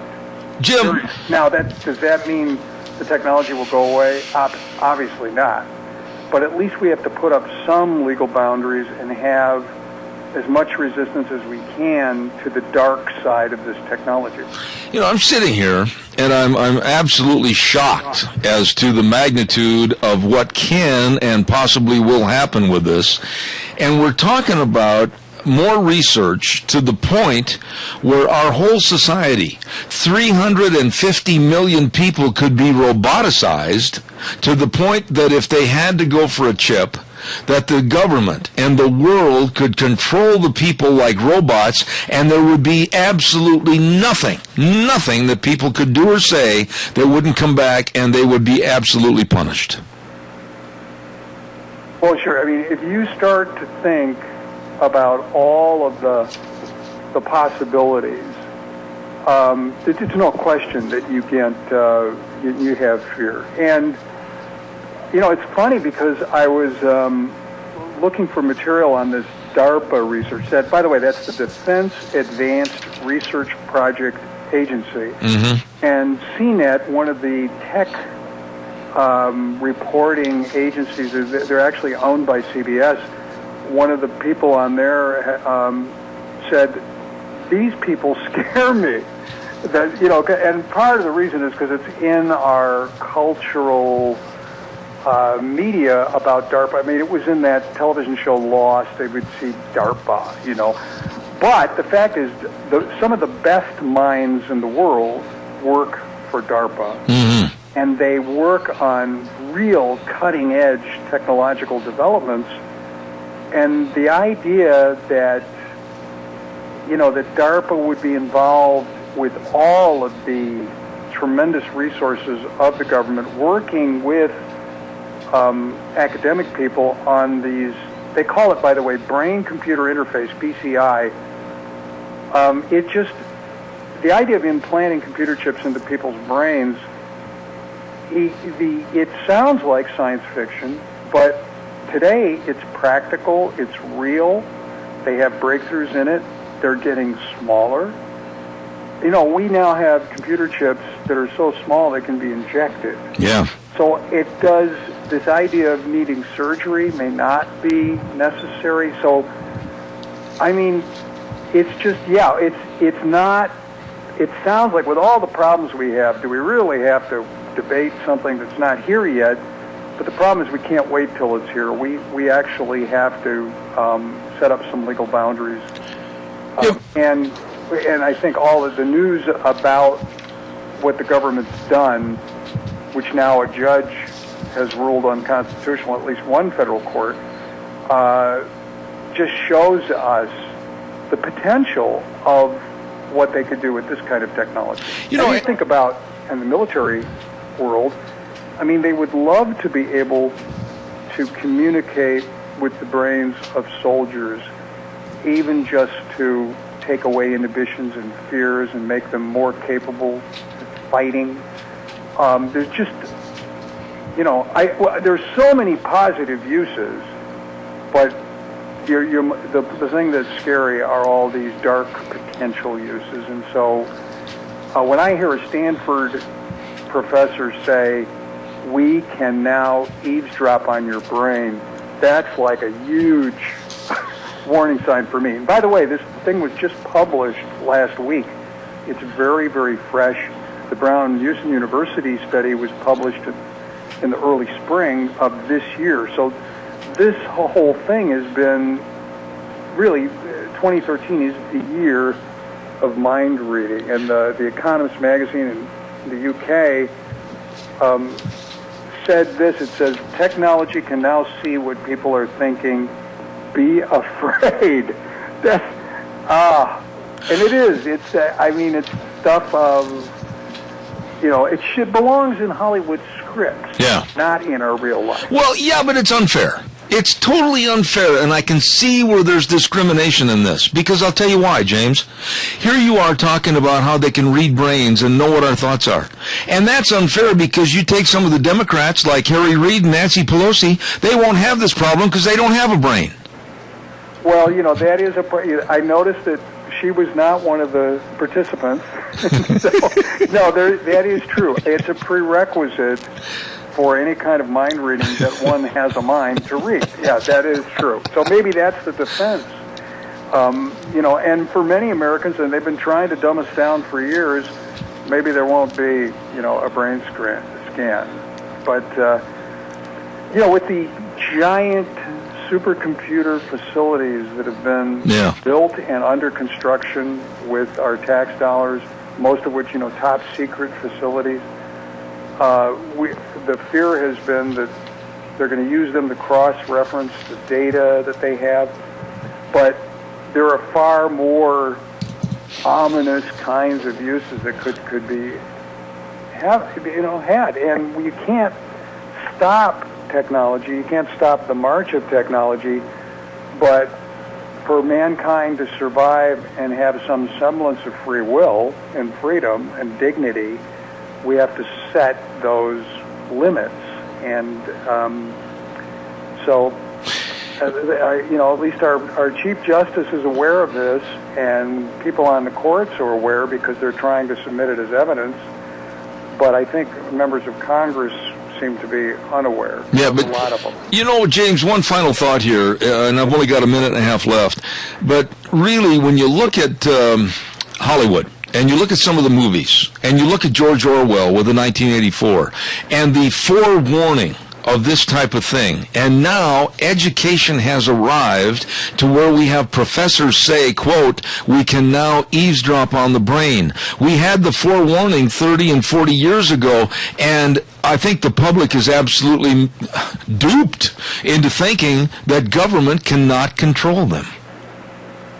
Well, it's interesting. If you look at right around the time George Orwell, 1984, Aldous Huxley wrote Brave New World. And they were kind of similar to Thomas Hobbes and John Locke. In the sense that 1984 was a top-down government control approach. And Brave New World was people being made dumb and content so that government could control them and change the language, etc. And what we're seeing today is a combination of the two. And you're right, like the proverbial frog that's being slowly heated up. The public has been conditioned by the school system, the academics, and so-called higher education, by the entertainment media, the news media, to accept things and statements that they wouldn't accept. Just recently, in this Edward Snowden stuff, when that judge came down with this ruling yesterday, I heard prominent members of both parties say that the judge was wrong because the government has taken this metadata, but they haven't looked at it or listened to it. Now, I couldn't believe my ears when I heard that, because what the Fourth Amendment talks about is seizure, taking, possessing, and that's the violation, not whether the government looks at it or hears it. They have it in their possession. And are we really at a point where we trust the government if they have something in their possession? Wow.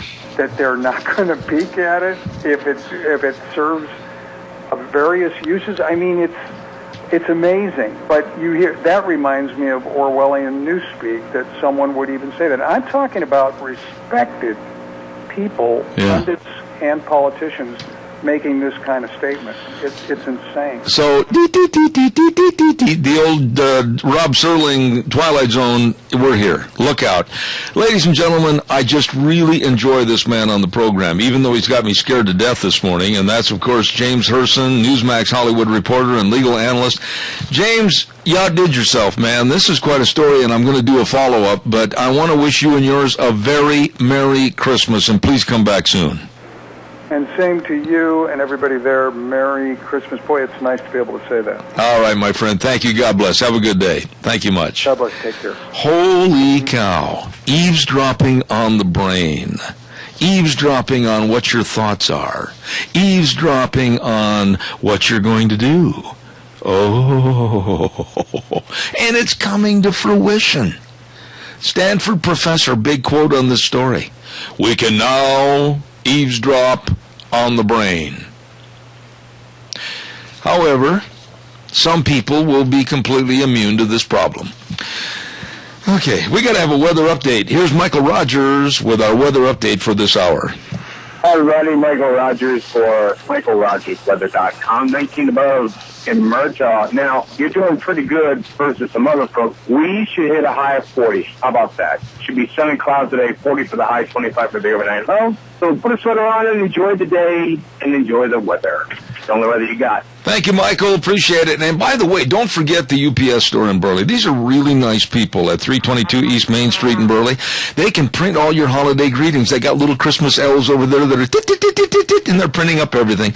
Wide range of printed seasonal products like customized greeting cards, invitations, calendars, newsletters, everything you need. Please stop in and check them out today at the UPS store. And that's, of course, at 322 East Main Street in Burley. They can help you at Christmas.